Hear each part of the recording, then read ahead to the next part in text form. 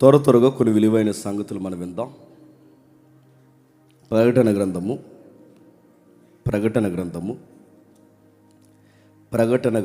మొదటి అధ్యాయం. ప్రకటన గ్రంథం మొదటి అధ్యాయం మొదటి 3 వచనాలు పరిచయం చేసుకుని మరలా మనం వెళదాం. యేసుక్రీస్తు తన దాసులకు కనపరచుటకు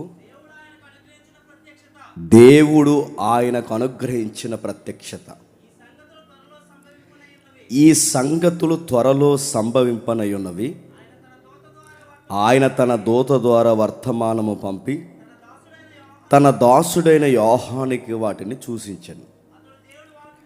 అతడు దేవుని వాక్యమును గూర్చి యేసుక్రీస్తు వారి యొక్క సాక్ష్యమును గూర్చి తాను చూస్తున్నంత మట్టుకు సాక్ష్యమిస్తూ రాస్తూ, సమయము సమీపించినది గనక ఈ ప్రవచన వాక్యములు చదువువాడును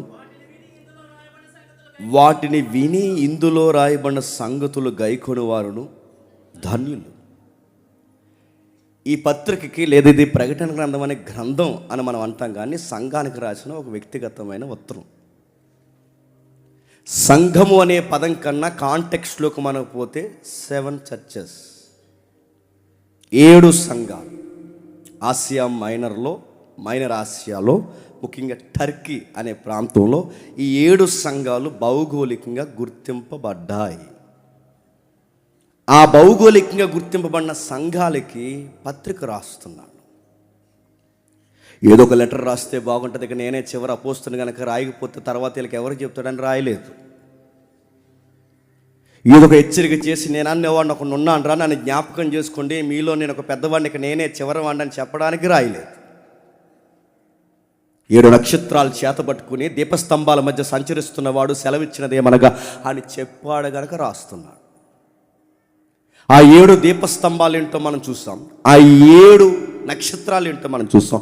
వాటన్నిటినీ పట్టుకున్న ఆయన కనబడుతున్నాడు లైవ్లో. ప్రత్యక్షత, ప్రకటన గ్రంథం అనగానే ప్రత్యక్షతగా మన ట్రెండ్ లాంగ్వేజ్లో మనకు అర్థమయ్యే పదం లైవ్. మనకు అర్థమయ్యే పదం 3 డైమెన్షన్లో, పొడవు ఎత్తు ఎడల్పు కళ్ళు చూడగలిగే 3 డైమెన్షన్లో ఆయన కొన్ని విషయాలు కనబడుతున్నాయి. అవి భవిష్యత్తు, వర్తమానం, భవిష్యత్తు కాలాలకు సంబంధించిన విషయాలు ప్రత్యక్ష ప్రసారం అని కనబడుతుంది. ఆ కనబడుతున్న సంగతులు రాస్తున్నాడు, ఆ వినబడుతున్న సంగతులు వటంగిస్తున్నాడు, ఆ సంగతుల్ని నొక్కి వక్కానిస్తున్నాడు. ఆ రాస్తున్న ఆయన ఒక మాట అన్నాడు, నన్ను తీసుకెళ్ళి పద్మాసు దీపంలో పడేశారు. ఎందుకు నన్ను పద్మాసు దీపంలో పడేశారంటే కేవలం యేసుని గూర్చి సాక్ష్యం ఇస్తున్నానని. నేను చూసాము, ఆయన గూర్చి నేను ఒక స్టాండింగ్ తీసుకున్నానని. వీళ్ళ మతాల బేటలో పడతానని, వీళ్ళ ప్రభుత్వాలకి ఇబ్బంది కలుగుతుందని, వీళ్ళ యొక్క నమ్మకాలకి గండి పడుతుందని నా నోరు నొక్కడానికి సాక్షిగా నిలబడిన చివరి అపోస్తుడైన నన్ను ఇక లేకుండా చేయాలని చిత్రవధకు గురి చేశారు. ఇక చిత్రవధకు గురి చేసిన తర్వాత నేను సావననుకున్న ఈ మనుషులు ఒక దీపంలో నన్ను పడేశారు. ఆ దీపంలో పడేసి నేను పరవశున్నయ్యాను. అది ఏ రోజు అంటే ప్రభు దినమందు ఆదివారం నాడు నేను పరవశున్నయ్యాను. నేను పరవశుని అంటే భూలోకంలోనే ఉన్నాడు, కానీ అక్కడ వసిస్తున్నాడు. బాడీ ఇక్కడే ఉంది, కానీ కనబడుతున్న ఇమేజెస్ ఆయనకి అక్కడ కనబడుతున్నాయి, లైవ్లో కనబడుతున్నాయి. ఆ కనబడిన ఆయన ఒక స్వరం వినబడుతుంది. ఆ స్వరం ఎలా ఉందంటే బోరదని వంటి స్వరంలా ఉంది. చెంగుమని మాట్లాడుతుంది, కల్మని మాట్లాడుతుంది. ఆ స్వరం యొక్క తాకిడికి, ప్రకంపనలకి ప్రకటన గ్రంథం రాస్తున్న ఆయన, ఆ ప్రకంపనలకి పరలోకం షేక్ అవుతుంది. ఏంటి స్వరం ఎంత గంభీరంగా ఉంది. మాట్లాడుతున్నాడు, యోహాను రాయ్, యోహాన్ నీకు చెప్తున్నాను రాయ్ యోహాన్ అనగానే రాస్తున్నాడు. ఇంత గంభీరంగా మాట్లాడుతున్నా ఈయనెవరు? నన్ను గైడ్ చేస్తున్న దూత కనబడుతుంది. ఈ దూత కాకుండా మరలా స్వరం వినబడుతుంది. ఏంటని చూస్తే ఆ స్వరం వినబడిన ఆయన ఎవరా నేను ఎదురుగా చూస్తే కనబడ్డాడు ఆయన తెల్లని ఆకారంతో. అదిగో తెల్లని ఆకారంతో దూత చూపిస్తుంది, యోహాను నువ్వు వింటున్న స్వరము ఈయనే. బంగారు దట్టి కట్టుకున్నాడు, నిలివటి అంగీ ధరించుకున్నాడు, ఆయన వస్త్రాలు తెలిపివి, ఆయన పాదాలు తెల్లగున్నాయి, ఆయన నేత్రాలు అగ్నిమయమై ఉన్నాయి. ఏంటి వర్ణన? ఎందుకలా కనిపిస్తున్నాడంటే అది పాత నిబంధనలో గుడారంలో సంచరించిన దేవుని మహిమ. నడుముకు దట్టి అంటే రణుముకు దట్టి కట్టేవాడిని యాజకుడు అంటాడు, రమ్ముకు దట్టి కట్టేవాడిని ఎవరంటారు తెలుసా? కింగ్. రాజులు కడతారు గుండెలకు దట్టి. కనబడుతున్నవాడు ఎవరు తెలుసా? కింగ్. రాజులకు రాజు, అధిపతులకు భూపతులకు అధిపతి. కనబడుతున్నాడు. ఎలా కనబడుతున్నాడు? దానియేలు 7వ అధ్యాయం తీయొద్దు. దానియేలు 7వ అధ్యాయంలో దానియేలుకి కనబడ్డాడే. ఎలా కనబడ్డాడు? దానియేలుకి ఒక మహారుద్ధుడు సింహాసనం మీద కూర్చున్నాడు. ఆ మహారుద్ధుడు ఎవరో దానియేలు వ్యాఖ్యానిస్తాడు. ఆ మహారుద్ధుడు దేవుడు. ఆ దేవుడు ఎలా ఉన్నాడంటే తెల్లని ఆకారంతో ఉన్నాడు. ఆ తెల్లని వెంట్రుకలతో, ఆయన తెల్లని వస్త్రం వెలుగు కలిగి ఉన్నాడు. ఇప్పుడు దానియేలు చూసిన ఆ మహారుద్ధుడిని ఎలా అయితే చూశాడో ఇప్పుడు అదే ఎగ్జాక్ట్గా మళ్ళీ ఎవరు కనబడుతున్నారు చెప్పండి? నజరేయుడైన యేసు కనబడుతున్నాడు. కొంతమంది లైవ్ వింటున్నారు. ఈ కుయ్యత్యాసాలు ఏంటో నాకు అర్థం అవుతుంది. మొన్న విశ్రాంతి దినం కోసం మాట్లాడినప్పుడు ప్రభు అయిన యేసుక్రీస్తు వారు విశ్రాంతి దినానికి ప్రభువే ఉన్నాడు. ఆ విశ్రాంతి దినంలో ఉన్నవాడు ఇదిగో ఇంకా విశ్రాంతి నిలుస్తుందన్నాడు. ఇప్పుడు విశ్రాంతి దినం కాదు, ప్రభు దినం. ఆ ప్రభు ఎవరో కాదు, ప్రభు అయిన యేసుక్రీస్తు అనగానే నాకు టైటిల్ పెట్టి యూట్యూబ్ ఫేస్బుక్లో పెట్టారు. నేను అడుగుతున్నాను, మీ పెద్దరికం ఏమవుతుంది? మీతో నాకు కమ్యూనికేషన్ ఉందిగా, మా ఇంటెన్షన్, మా స్టాండింగ్, మా డాక్టర్ని ఏడు తెలుసుగా. ఇలా తిట్టించుకోవడానికి ఈ పనులన్నీ తమ్ముడు అని పిలుస్తారు, అన్నయ్య అని పిలుస్తాను. ఏంటి తమ్ముడు ఇంటెన్షన్ ఏంటని అడగొచ్చుగా. ఈ జిత్తులు మారి అసలు కట్ చేసి లోపల పెట్టి మళ్ళీ అందులో పెట్టి దాని టైటిల్ పెట్టి సర్వసత్యములోకి వచ్చిన జేమ్స్. ఏంటి సర్వసత్యంలోకి అంటే ఇప్పుడు నేను ఇది వదిలేసి యేసు ప్రభు తండ్రి కుమార ముగ్గురు ఒకటే చెప్పండి, ఈయన చెప్పండి, ఆయన ముగ్గురు ఒకటే సర్వసత్యం అని ఒప్పుకున్నాడు. ఇదిగో చూడండి క్లిప్ అని చెప్పి అది కట్ చేసి పెట్టారు. అంటున్నాను, అందుకే అంటున్నాను మీరు రండి సెమినార్కి. ఈరోజు కోడిగుడ్లు గోంగూర వండించాం. ఏమన్నారు నేను అడుగుతున్నాను. ఒకవేళ మీది ఇదే స్టాండింగ్ అయితే రమ్మంటున్నాగా, వంశన రమ్మంటున్నాడు, నేను రమ్మంటున్నా, లైవ్లో కూర్చుందామంటున్నాగా. తండ్రి ఏంటో, కుమారుడేంటో, పరిశుద్ధాత్ముడేంటో అని అడుగుతున్నాను. ఈ డిబేట్లో దడదడ ఎలా ఉంటుందో చూపిస్తాం, రమ్మంటున్నాగా. పిల్లేసాలు, నక్కేసాలు, చిన్న చిన్నవి కట్ చేయడం దేనికి? మా వ్యూ ఏంటి పూర్తిగా విన్న మీకు తెలుసు. తండ్రి, కుమారుడు, పరిశుద్ధాత్ముడు, ఈ ముగ్గురును కలిపితేనే బైబిల్ దైవత్వం. ఆయనే, ఈయనే, పరిశుద్ధాత్ముడే. అట్టా నువ్వు అడుగుతావో చెప్తాడు విను. జేమ్స్ అంటే జేమ్స్ అనేది సింగులరే, కానీ మాట్లాడుకుంటే జేమ్స్లో తల ఉంది, జేమ్స్లో చెయ్యి ఉంది, జేమ్స్లో కాలు ఉంది, కాలు కాలే, చెయ్యే, భుజమే, తలే. నీకు అర్థమైతే ఇవన్నీ కలిపితేనే జేమ్స్. కానీ వర్క్ విషయం వచ్చేసరికి చెయ్యే, కాలు కాలే, వీటన్నిటిని కలిపితేనే జేమ్స్. బైబిల్ దైవత్వం అర్థం అవుతుంది. ఎగ్జాంపుల్ నీకు చాలు. తండ్రి, కుమారుడే, పరిశుద్ధాత్ముడే. ఎన్నిసార్లు చెప్పాలి? వీళ్ళేమో ఓకే అంటే ఆయన ఈయనని చెప్పి మోడలిజం వాళ్ళేమో ఏబు దాడి చేస్తారు. వాళ్ళేమంటారు? చిన్నదేవుడు, పెద్దదేవుడు, చిన్నదేవుడు అని చెప్పి ఆయన పెద్దాన్ని, ఈయన చిన్నాన్ని అని చెప్పి మొత్తం మీద మమ్మల్ని ఏమన్నారంటే వీళ్ళందరూ కలిపి మళ్ళీ ఏ వైపు నుంచి మమ్మల్ని ఏమంటారు? మమ్మల్ని మోడలిజం అంటారు. అందుకేనండి డిబేట్లు సందుల్లోనూ గదుల్లోనూ జరగకూడదండి. ఎంత పబ్లిక్ ఉండాలి, ఎంతమంది సేవకులు కూర్చోవాలి, వారు గట్టిగా జరగాలి. అటు ఒక మైక్ ఉండాలి, ఇటు ఒక మైక్ ఉండాలి. డిఫెన్స్ జరుగుతున్నప్పుడు జడ్జెస్ ఉండాలి. వారు జరుగుతున్నప్పుడు ఎవరి వాదన ఏంటో గట్టిగా రంకెలేసి మాట్లాడుతున్నప్పుడు పబ్లిక్ సేవకులు వినాలి. అలా రారేమో. పోనీ అలా కాదు, మాకు ఏరియాలుగా పోనీ అలాగన్నారండి. ప్రకటన గ్రంథం కళ్ళిప్పు చూస్తుంటే తండ్రి ప్రత్యక్షం అవుతున్నాడు. ప్రకటన గ్రంథం కళ్ళిప్పు చూస్తుంటే కుమారుడు ప్రత్యక్షం అవుతున్నాడు. ప్రకటన గ్రంథం కళ్ళిప్పి ఆ ప్రత్యక్షత లైవ్ 3 డైమెన్షన్లో ప్రత్యక్షమైన లైవ్ చూస్తుంటే తండ్రితో సమానుడుగా కనబడుతున్నాడు.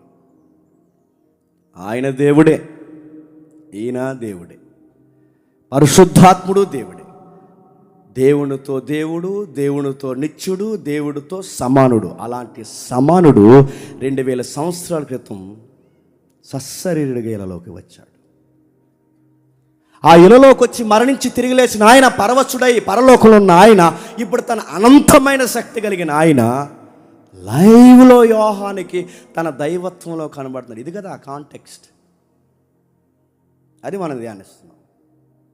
వర్ణించుకున్నాడు, నిలువటంగి ధరించుకున్నాడు, నడుము కట్టాల్సిన దట్టి యాజకుడికి అదిన రాజు అనడానికి ఇదిగో రమ్ములకు దట్టి కట్టాడు. అగ్ని నేత్రాలు వేసుకోండి, ఎందుకు? ప్రతి పాపాన్ని అగ్నితో తగలెట్టేయడానికి. బలమైన పాదాలు వేసుకున్నాడు, ఎందుకు? ప్రతి పాపపు క్రియను బలంగా తొక్కడానికి. ఈయనెవరు? ప్రభువు అయిన యేసుక్రీస్తు వారు. అందుకే మనం కన్ఫర్మ్ చేస్తున్నాడు, ఏమని నేను మొదటి వాడను, చదువుతాముడు, కడపటి వాడును,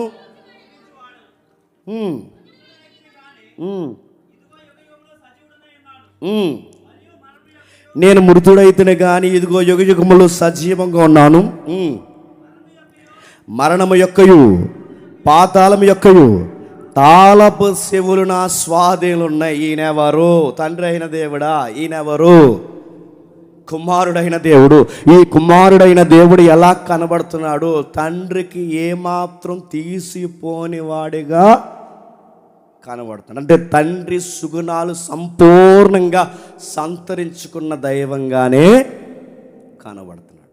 ఆ కనబడుతున్న దైవం గంభీరమైన దైవం, ఉక్కు పాదాలతో తొక్కగలిగిన శక్తి కలిగిన దైవం. కుడి చేతిలో 7 నక్షత్రాలు పట్టుకున్నాడు, 7 దీపస్తంభాల మధ్య ఉన్నాడు, వాటిని సంచరిస్తున్నాడు. ఆ 7 నక్షత్రాలు ఎవరంటే 7 పాస్టర్లు. దేనికి ఆ 7 పాస్టర్లు గారు? ఏ సంఘాలకి పాస్టర్ గారు అంటే ఆ 7 సంఘాలు ఉన్నాయే, ఆ 7 సంఘాలకి కాపర్లు. సింబాలిక్గా మాట్లాడుతున్నాడు అక్కడ, గుర్తులతో మాట్లాడుతున్నాడు అక్కడ. ఆ 7 దీపస్తంభాలు సంఘాలైతే ఆ 7 దీపస్తంభాలు నడిపిస్తున్న నక్షత్రాలు చెప్పండి 7 కాపర్లు. లైవ్ చూసి వచ్చాను ఇప్పటివరకు. అన్న నక్షత్రాల కోసమే చెప్పాడు. నువ్వే స్టార్, నేనే స్టార్. మళ్ళీ ప్రభు అయిన యేసుని చూపించడానికి, మళ్ళీ ప్రభు అయిన యేసుక్రీస్తు వారిని కనిపించడానికి, కనుపరచడానికి నక్షత్రం పుట్టదు, మళ్ళీ రాదు. నువ్వు ఆయన కొరకు నిలబడాలి స్టార్గా. నీ ప్రాంతానికి, నీ సంఘానికి, నీ ఏరియాకి ఏదైతే ఉందో ప్రతి దానికి నువ్వే స్టార్గా నిలబడాలి. ఈ స్టార్లు ఎలగలేదు, ఆ స్టార్ వెలిగించారట. ఏది మాట్లాడుకుంటున్నారట, రే ఈ సంవత్సరం మనం గట్టి చేయలేరా క్రిస్మస్ అన్నారట. గట్టిగా అంటే గట్టిగంటే ఎలా చేస్తారంటే, గట్టిగంటే ఈ సంవత్సరం మనం వాళ్ళకన్నా గట్టిగా పెద్ద స్టారు చెప్పండి. అది వెలిగించారు, ఇలా ఆరిపోయారు. ఎలగాల్సింది కాగితాల స్టార్ల కాదురా అయ్యా అని బైబిల్ చెప్తుంటే దాన్ని వెలిగించి ఇలా ఆరిపోయినారట. గట్టిగా వెలిగించా అన్నారట. ఈ నెలంతా అందులో దూరేసి కూర్చున్నాను నేను, ఇంకా బాగా వెలుగుతుంది.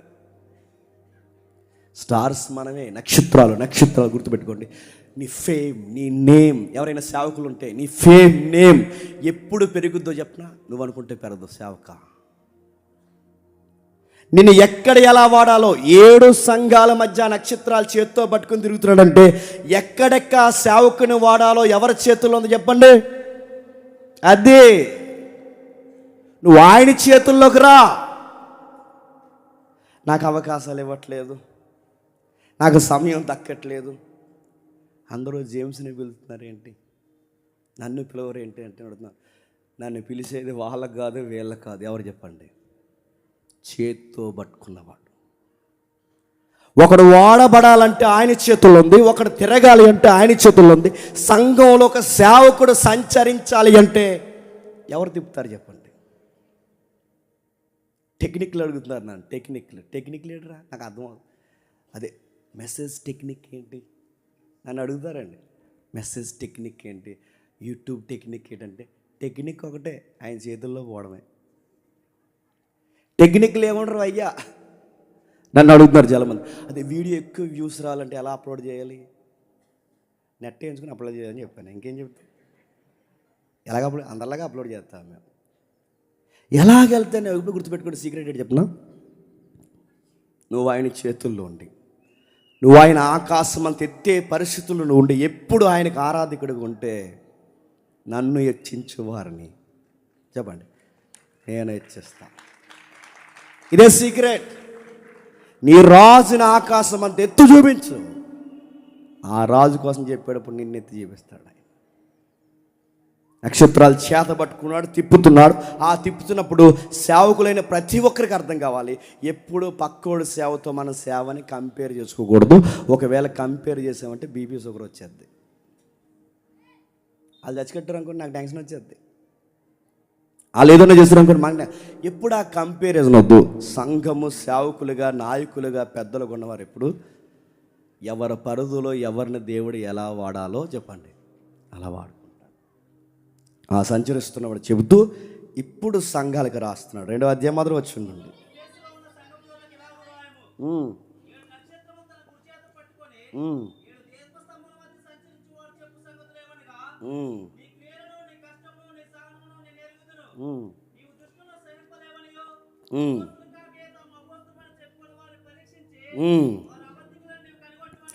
ఏమర్థమైంది? ఏం అర్థం లేదని అర్థమైంది. ఏదో రాస్తున్నాడు చూడండి, 7 సంఘాలకు రాస్తున్నాడు. ఆ సంఘం పేరు చెప్పండి, క్షమించండి, ఆ సంఘం ఉన్న ప్రాంతం ఎఫెసీ. సంఘం పేరు ఎఫెసీ కాదు. చాలామంది సంఘాలకు పేర్లు పెడతారు. ఏమని? కోనేరు చెప్పండి, నాకు గుర్తురట్లేదు.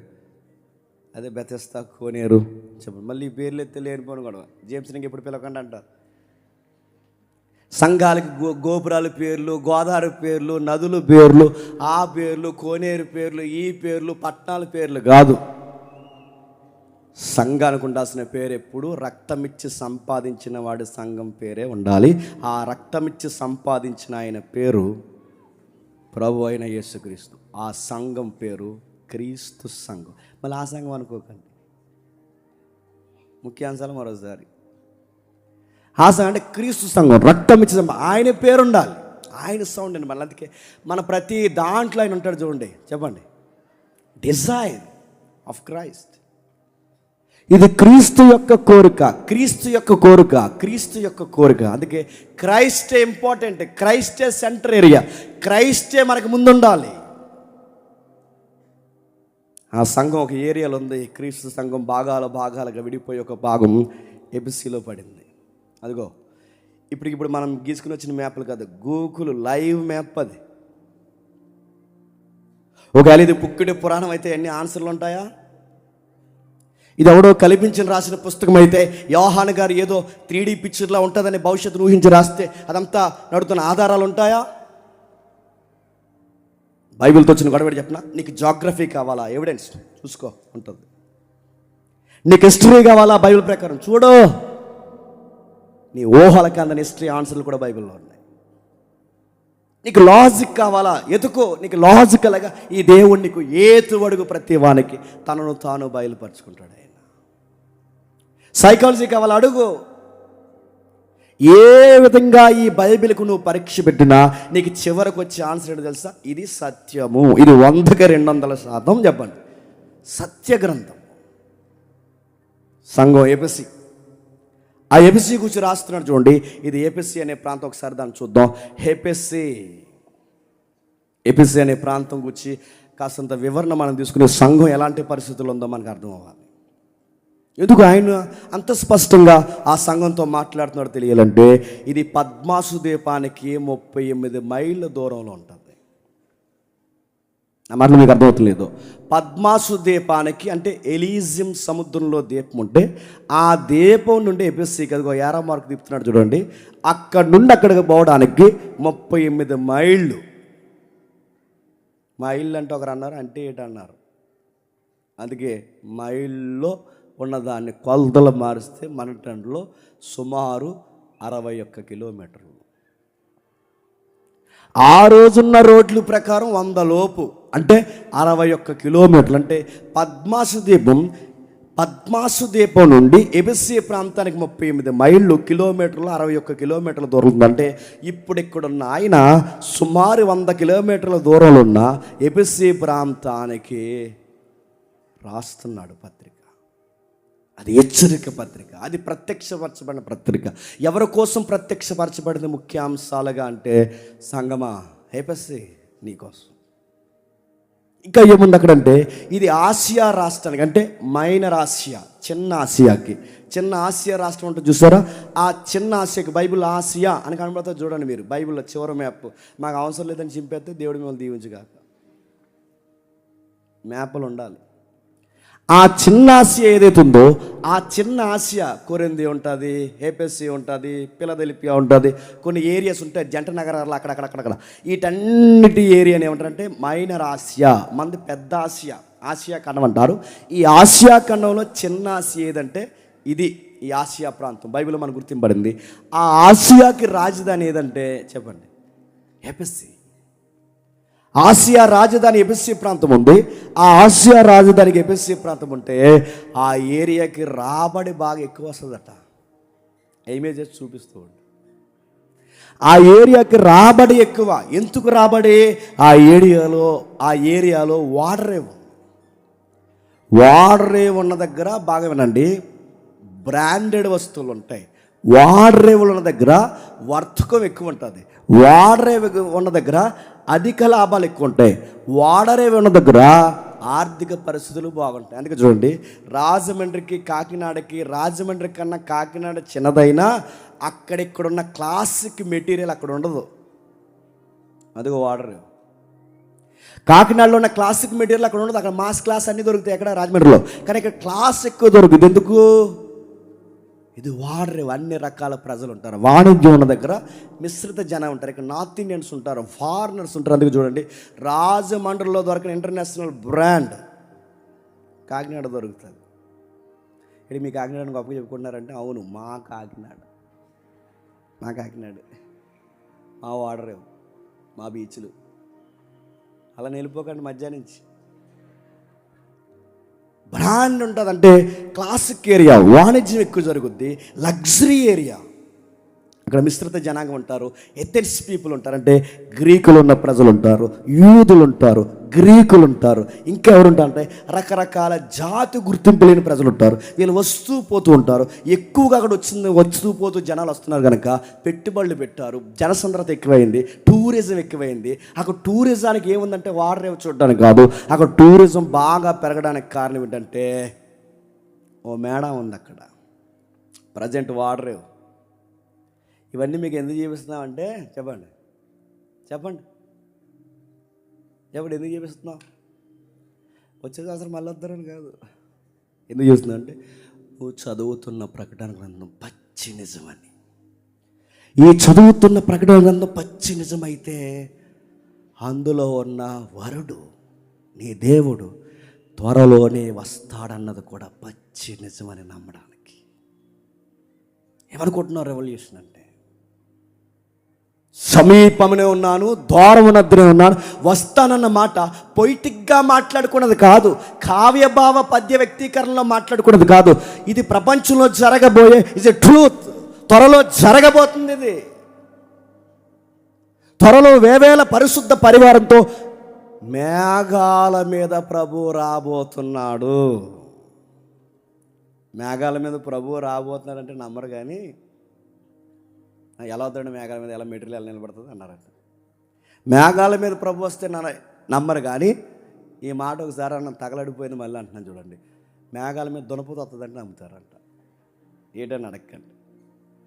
మేఘాల మీద ప్రభు వస్తే నమ్మరు. మేఘాల మీద దున్నపోతు మీద ఎవరు ఎక్కువ వస్తున్నారంటే అది మాత్రమే నమ్మేయాలి. మేఘాల మీద మా దేవుడు వస్తున్నాడంటే నమ్మరు. ఆయన నువ్వు అడుగుతున్న దాన్ని ఆన్సర్ చెప్తున్నాను. ఆయన మేఘాల మీద ఎలా వస్తుంటే వర్ణన, ఆ మేఘాల మీద ఎలా వస్తాడంటే, ఇది మెటీరియల్ పర్పస్ మాట్లాడుకు, ఈ యూనివర్స్ 3 డైమెన్షన్ మాట్లాడుకు, అది అదర్ డైమెన్షన్. అంటే ఆయన ఏరొక డైమెన్షన్ ఉంటాడు కనుక ఆయన మేఘాల మీద వస్తాడు, సూర్యుడి మీద వస్తాడు, నక్షత్రాల మీద వస్తాడు. ఆయన డైమెన్షన్ ఎలాగన్నా ఫామ్ చేస్తాడు. ఆయన ఎలాగైనా వస్తాడు. ఆయన వస్తాడు. అలా వస్తానన్నవాడు ముందుగా సర్దుకో, మార్చుకో. నీ బతుకుని సరిగ్గా మార్చుకో. నువ్వు బట్ట సరిగ్గా కట్టకపోతే సంగమా, ఎఫెసీ సంగమా, ఎఫెక్ట్ అవుతావు. ఏమనుకుంటున్నావా అన్నాడు. రాస్తున్నాడు, ఏమని రాస్తున్నాడు చూడండి. ఆ ఏరియాలో టూరిజం ప్లేస్ ఉందట. ఎందుకంత టూరిజం అయింది ఆ ప్లేస్ అంటే, అక్కడ మేడం ఉంది. ఆ మేడం పేరు డయానా. డయానా డయానా అపోస్తలుడైన తెలుగులో అర్తిమీదేవి. తప్పుగా అనుకోకండి, ఆవిడకి బ్రష్లు ఎక్కువ ఉంటాయి చూడండి, సొనులు. ఎందుకు అలా ఉన్నాయంటే, ఒక స్త్రీకి ఉండాల్సిన బ్రష్టుల కన్నా అధికముగా ఎందుకు ఉన్నాయంటే, ఆమె సంతాన దేవత. ఆ రోజులు అలా ఊహించుకున్నారు. రెండోది కామదేవత. మూడోది ఆశీర్వాదపు దేవత. ఆ రోజుల్లో పెద్ద టాక్ ఏంటంటే, పిల్లలు లేక బాధపడుతున్నారా అన్నారంట. రండి అమ్మవారి గుడికి. ఏంటి అమ్మవారు ఎవరు చెప్పండి? డయానా. పేరు బాగుందని కానీ ఎడేసుకుంటారు. ఇంగ్లీషులో అందరూ అలా ఎడేసుకున్నారు. అప్పుల చేత బాధపడుతున్నారా? తిప్పల చేత బాధపడుతున్నారా? అనారోగ్య సమస్యల్లో బాధపడుతున్నారా? వ్యాధి ఇబ్బందుల సమస్యల్లో ఒంటరితనంతో బాధపడుతున్నావా? అమ్మను దర్శించు. అమ్మని. ఎవరు అమ్మ చెప్పండి. అమ్మ దగ్గరికి వస్తే పనులు అవుతాయి. జనాలు వెళ్ళడాలంటే ఎంత ఉంటే అంత చెప్తారు. చెప్పరా? అర్తిమీదేవి గుడికి వస్తే ఎవడో మంచి జరిగిందని చెప్పాడు.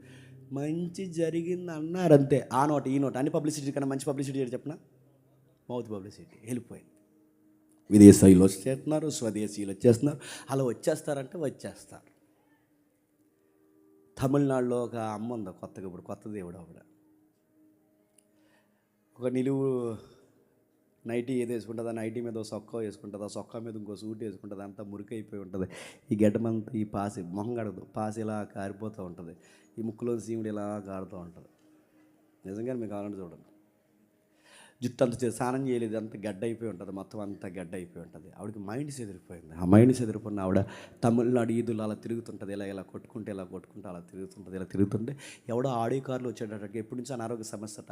అమ్మవారిని ఇలా తాకిడట. ఆవిడ అమ్మ అంటే అమ్మవారిని ఇలా తాకితే వెంటనే వాడికి స్వస్థత వచ్చిందంట.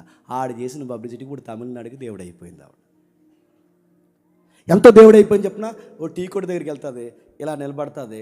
ఆ టీ కొట్టుడికి అర్థమైపోద్ది, మేడం టీ తాగుతుంది. వెంటనే టీ చేసి ఇస్తే ఇలా పూర్తిగా తాగదు, కొంచెం తాగి అలా పడేస్తుంది. ఆడి బెంజుల్లో వచ్చి ఆ పాడేసి టీ కప్పు పాసికప్పు ఇలా తీసుకుని తాగేసి మహాప్రసాదం అన్నారు. ఏంటి పాసిటీ? ఈ సమాజంలో దేవుళ్ళు అవడం చాలా ఈజీ. ఈ సమాజంలో దేవుళ్ళ మీద నమ్మకాలు చాలా ఈజీగా ఫామ్ అయిపోతాయి. ఎవరన్నా ఏదైనా చెబితే అక్కడికి వెళ్తే మంచి జరుగుతుందంటే వెంటనే వెళ్ళిపోరా. ఈ షెడ్ వేయడానికే మాకు మొత్తం మీద ల్యాక్స్ ఆఫ్ మనీ అయింది. రామేశ్వరంపేట జనవరిలో వెళ్తే చాలా పనులు అవుతున్నాయని చిన్న పుకారు పుట్టించామనుకోండి, మొత్తం ఊరంతా షెడ్డే. ఇది ఒక సాల, అద్భుతాల సాల. డేవిడ్ గారు కచ్చిపు పట్టుకెళ్తారు. ఇప్పుడు మెసేజ్ చెప్పారు. ఆయన కచ్చిపు పట్టుకెళ్ళారో వరమే వరం, మీకు తెరంపోయే వరాలన్నీ వస్తాయని చెప్పారు. జనాలను ఆపగలమా? పబ్లిసిటీ ఏం లేదు, జరిగిన తెల్లదే జనాలు. అందుకే జనాలు ఏమంటారంటే, ఒక గొర్రె ముందుకు వెళ్తే చెప్పండి, లాజిక్ అడగో. ఇంకా స్వస్థత జరుగుతుంది. ఇదిగో ఈ ఎవరైతే ఉన్నారో సత్య గారు, ఆ చిన్నమ్మాయికి శివుడే అవుతుంది. ఆ శివుడిని మనం అలా టీలో ముంచుకుని తాగితే చాలా ఆరోగ్యకరమైన సూత్రం అంట. ఆ పిల్ల కనబడుతున్న దేవదూత అన్నామనుకోండి, ముక్కటి నాకేస్తారు ఆ పిల్లల్ని. కాదా? లేరా అలాంటి భక్తులు చనిపోయిన వాళ్ళ సమాధుల మీద మట్టి తవ్వుకుని తినేసే భక్తులు మన క్రిస్టియానిటీలో లేరా చెప్పండి? భక్తుల శవాల దగ్గర శవాల యొక్క మట్టి తినే వాళ్ళు ఉన్నారు, మంచి జరుగుతుందంటే నమ్మే వాళ్ళు ఉన్నారు. అరే మనకెంత ట్రూత్ లైన్ ఉన్నా మన దాంట్లోనే ఇలాంటి అన్బిబిలికల్ మూఢనమ్మకాలు ఉంటే, ఇలాంటి నమ్మకాలు ఉంటే, అరే బయట వాళ్ళ సంగతి ఏంటి? ఆ ఏరియాలో అర్తిమీదేవి ఉంది, బాగా ఫేమస్ అయిపోయింది మేడం. ఆ ఏరియాలో అలా లిటరల్గా అలా నివసించేది 2 లక్షల మంది ఉండేవారట. ఈ వస్తువు పోతుంటే ఆ రోజుల్లోనే లక్షల మంది ఉన్నారట. అక్కడ నివసించడమే 2 లక్షలు అంటే మీకు అర్థమైపోలేదు ఎంత పెద్ద టౌను. 2 లక్షల మంది తండోపతండాలుగా అలా వచ్చేడుతుంటే ఆ గుడికి ప్రాంతానికి బయట లోపల వస్తూ అదిగో అదే గుడి, అదిగో చూడండి. ఎవడైనా తిరగ ప్రశ్న వేస్తే ఇలా అడగండి, ఎబిసి పట్టణం నిజంగా ఉందంటే ఉందరా, అర్తిమీదేవి కూడా నిజంగా ఉందరా, నీకు కావాలంటే ఓల్డ్ 7 వండర్స్ అని ఉంటాయిరా, ఆ ఓల్డ్ 7 వండర్స్లో 1 ఆఫ్ ది వండర్ ఏంట్రా అని అడగండి. ఆ 1 ఆఫ్ ది వండర్ ఏంటో తెలుసా? అర్తిమీదేవి టెంపుల్, డయానా టెంపుల్. ఆ టెంపుల్కి వచ్చిన అందరికీ పని అవుతుంది. జనాలు అటు ఇటు తెగొచ్చేస్తున్నారు, అందరూ పెరిగిపోయింది. సుమారు కొన్ని లక్షల మంది అక్కడ సంచరిస్తున్నారు. అర్తిమీదేవి గుడిలో ఏం జరుగుతాయి అంటే అపవిత్రమైన కార్యాలు జరుగుతాయి. కొన్ని నేను ఓపెన్గా చెప్పలేను, లైవ్ వెళ్తుంది. కొన్ని ఏరియాస్ ఉన్నాయి, పిల్లల పుట్టన వారిని మన ఏరియాలో తెలిసిన వాటి కోసం చెప్తున్నాను. ఈ విషయంలో వాళ్ళు నన్ను ఇరికించినా పర్లేదు, కానీ నా పరిధి దాటుకొని నేను చెప్తున్నాను, జాగ్రత్తగా వినండి. పిల్లలు లేని వారు ఉంటే పలానా గుడిలో రాత్రికి రాత్రి ఆ కన్నె పిల్లని లేదా పెళ్ళైన ఆ తొలిసూరు పిల్లని రాత్రికి రాత్రి గర్భగుడిలో వదిలేస్తే తెల్లారేసరికి పిల్లలు పుడతారు, గర్భవతి అవుతుందని నమ్మే నమ్మకాలు మన ఇలాకాలో ఉన్నాయంటే నమ్మగలరా? పిల్లలు లేని వారు అక్కడికి వస్తే అక్కడ జరిగే కార్యక్రమాలు అర్తిమీదేవి గుడిలో అపవిత్రమైన కార్యక్రమాలు, భయంకరమైన కార్యక్రమాలు. ఆ బొమ్మే చాలా అబ్యూజ్గా ఉంటుంది. ఇలాంటి కార్యక్రమాలు జరుగుతుంటే జనాలు పెరిగిపోతే ఎలా ఉంటుంది చెప్పండి? మతం విస్తరించిన దగ్గర వ్యాపారం విస్తరిస్తుంది, వ్యాపారం విస్తరించిన దగ్గర మతం విస్తరిస్తుంది, మతము వ్యాపారం కలిస్తే ఆ ఏరియా ఒక రంగుల ప్రపంచం అయిపోతుంది. సంఘం ఎలాంటి కండిషన్లు ఉందో మీకు అర్థం అవ్వాలి. రెండు పెరిగిపోయాయి, మతం పెరిగిపోయింది, వ్యాపారం పెరిగిపోయింది, రెండూ పెరిగిపోయి జనాలు తండాలు వస్తున్నారు. జనాలు ఎక్కడ చూసినా ఎక్కడ పోతున్నారు? అర్తిమీదేవి గుడికి. ఎక్కడ పోతున్నారు? అర్తిమీదేవి గుడికి. ఎక్కడ పోతున్నారు? అర్తిమీదేవి గుడికి. ఎక్కడికి వెళ్తున్నాం? అర్తిమీదేవి గుడికి. ఎక్కడికి వెళ్తున్నాం? అర్తిమీదేవి గుడికి. అర్తిమీదేవి గుడి గుడి గుడి గుడి గుడి గుడి. పెద్ద పెద్ద సంబరాలు, మేళాలు, 25,000 మంది కూర్చొని ఒక పెద్ద ప్రాంగణం. దాన్ని ఓపెన్ థియేటర్స్ అంటారు. Open theatres. తమ్ముడు రాత్రి టచ్ చేసాడు, మొన్న హిస్టరీలో మాట్లాడుకోండి. Open theatres. అలా ఓపెన్ థియేటర్లో చాలామంది కూర్చుంటారు. ఎంత ఆహ్లాదకరమైన వాతావరణం, ఇన్ని రకాలైన వాతావరణాలు ఉంటే వచ్చి పోస్తున్నారు. కానీ సడన్గా గుళ్ళో ఉన్న వ్యాపారం పడిపోయింది. గుడిలో వ్యాపారం ఎందుకు పడిపోయిందంటే జనాల రాక తగ్గిపోయింది. అదే ఓపెన్ థియేటర్స్. చాలామంది అడుగుతారు, సినిమా థియేటర్ల కోసం బైబిల్ ఉంది ఎట్రా అని అడుగుతారు. అది చూసాడు, అదేమంటారు దాన్ని, అది లైవ్ థియేటర్, ఈరోజు సిల్వర్ థియేటర్, అంతే. Same theatre. అక్కడ లైవ్లో ఐటమ్ డ్యాన్స్ చెప్పండి, ఇక్కడ చెప్పండి, స్క్రీన్ మీద ఐటమ్ సాంగ్స్. సేమ్ థియేటర్, అర్తిమీదేవి ఏరియా అది. అక్కడికి వెళ్ళి కూర్చుని నువ్వు ఏమంటున్నావంటే, చూడండి చెప్పండి, మంచి సినిమాలు చూడండి. మంచి సినిమాలు ఉంటాయి అందులో, మంచి సినిమాలు చూడండి. ఆ థియేటర్లో అక్కడ కూర్చోవడమే పరమ దరిద్రం. మళ్ళీ అందులో మంచి సినిమాలు కూర్చుని పాప్కార్న్ టైంలో పక్కోడు కూడా ఒక పాప్కార్న్ కొనండి. పొరుగువాన్ని ప్రేమించుకున్నాడు కదా దేవుడు. ఈ బ్యాచ్ అంతా ఉంటారండి ఈ సంఘంలో. మనకి ఈ జనరేషన్లో ఇప్పుడు ఎదుర్కొంటున్న ఈ దుర్బోధలు ఇప్పుడే కదా, అప్పుడు ఉన్నాయి. అర్తిమీదేవి దగ్గర 2 లక్షల మంది ఉంటారు, రకరకాల జనాలు తిరుగుతారు, జనాలు పోతున్నారు. ఎక్కడికి పోయినా జనాలు రాక తండాలు ఉంటే జనాల్లో నమ్మకం పెరిగిపోయింది. ఎవడొచ్చిన అర్తిమీదేవి గుడికి సడన్గా వ్యాపారం పడిపోయింది. ఎందుకు వ్యాపారం పడిపోయింది? జనాలు తగ్గిపోయారు. ఎందుకు జనాలు తగ్గిపోయారంటే ఈ ఏరియాకు ఒకడు వచ్చాడు. భక్తులు తగ్గిపోయారు, వ్యాపారం పడిపోయింది. ఈ వ్యాపారం భక్తులు ఎందుకు తగ్గిపోయారంటే ఈ ఏరియాలో ఒక ఆయన సంచరిస్తున్నాడు. అతగాడు పేరు సెయింట్ పాల్. అపోస్తుడైన పౌలు, పరిశుద్ధుడైన పౌలు వచ్చి ఏం చేస్తున్నాడు? లాజికల్గా దేవుని కోసం మాట్లాడుతున్నాడు. చేతులతో చేయబడినవి దేవుళ్ళు కాదనియు, మనం చేసుకుంటే దేవుళ్ళు అవ్వమనియు, దేవుడు అంటే మనల్ని క్రియేట్ చేసిన వాడు తప్ప మనం క్రియేట్ చేసిన దేవుడు కాదనియు, సృష్టికర్త అంటే మనం సృష్టించాలి కానీ మనం సృష్టించడం ఏంటని ఇలా లాజికల్ మెసేజ్లు ఎప్పుడైతే మాట్లాడాడో జనాలకి లాజిక్ పనిచేసింది. జనాలు అటెళ్ళాల్సిన వాళ్ళందరూ ఈడు తిరిగేశారు. ఆ తిరిగేసిన వాళ్ళందరూ గుంపుగా కూర్చున్నారు. ఆ గుంపు అంతా అక్కడ కూర్చుంటే ఆ గుంపుకు పెట్టిన పేరు సంఘం. అడ్రస్ ఏపీసీ సంఘం. ఆ గుడికి పోయే వాళ్ళందరూ ఇటు తిరిగారు. ఆ గుంపు ఫామ్ అయింది. ఆ గుంపుకి పెట్టిన పేరు సంఘం. ఒకవేళ అడ్రస్లో మాట్లాడుకుంటే ఏరియా ఏంటంటే ఏపీసీ సంఘం. ఎలాంటి ఆ సంఘంలోకి వచ్చారు ఒక్కసారి మీకు అర్థం కావాలంటే అపోస్తుల కార్యం 2 త్వరగా. అపోస్తుల కార్యములు 19వ అధ్యాయం. అపోస్తుల కార్యములు 19వ అధ్యాయం 8వ వచనం నుండి. గుడ్ న్యూస్ చెప్పనా? అదే గుడ్ న్యూస్ చెప్పనా వద్దా? చెప్పడం చేయొద్దా? నిజంగా చెప్తాను, చెప్పండి, చేయొద్దా? ఇంకొక గంటలో మనకి 2 చందమామలు గుడ్డేస్తున్నారు అక్కడ. నిజంగా ఇంత గుడ్డు ఉందో రాత్రి తెచ్చారు. నిజంగానే కోడిగుడ్లు, పచ్చి రొయ్యలు. దీన్ని బట్టి చెప్పండి, ఆకలి చెప్పండి ఆరోగ్యానికి మంచిది. అందుకే రెండు గుడ్లు, 2 చందమామలు ఉంటాయండి అందులో. సరే చూద్దాం. రొయ్య సైజు కూడా చందమామే డేవిడ్ గారు తెచ్చారు, అలాగే మన భాస్కర్ బ్రదర్ అందరూ కలిసి. ఓకే రైట్, చూద్దాం ఒకసారి. అపోస్తుల కార్యములు 19వ అధ్యాయం మొదటి వచనం చూద్దాం. మొదటి వచనం చూద్దాం. మొదటి వచనం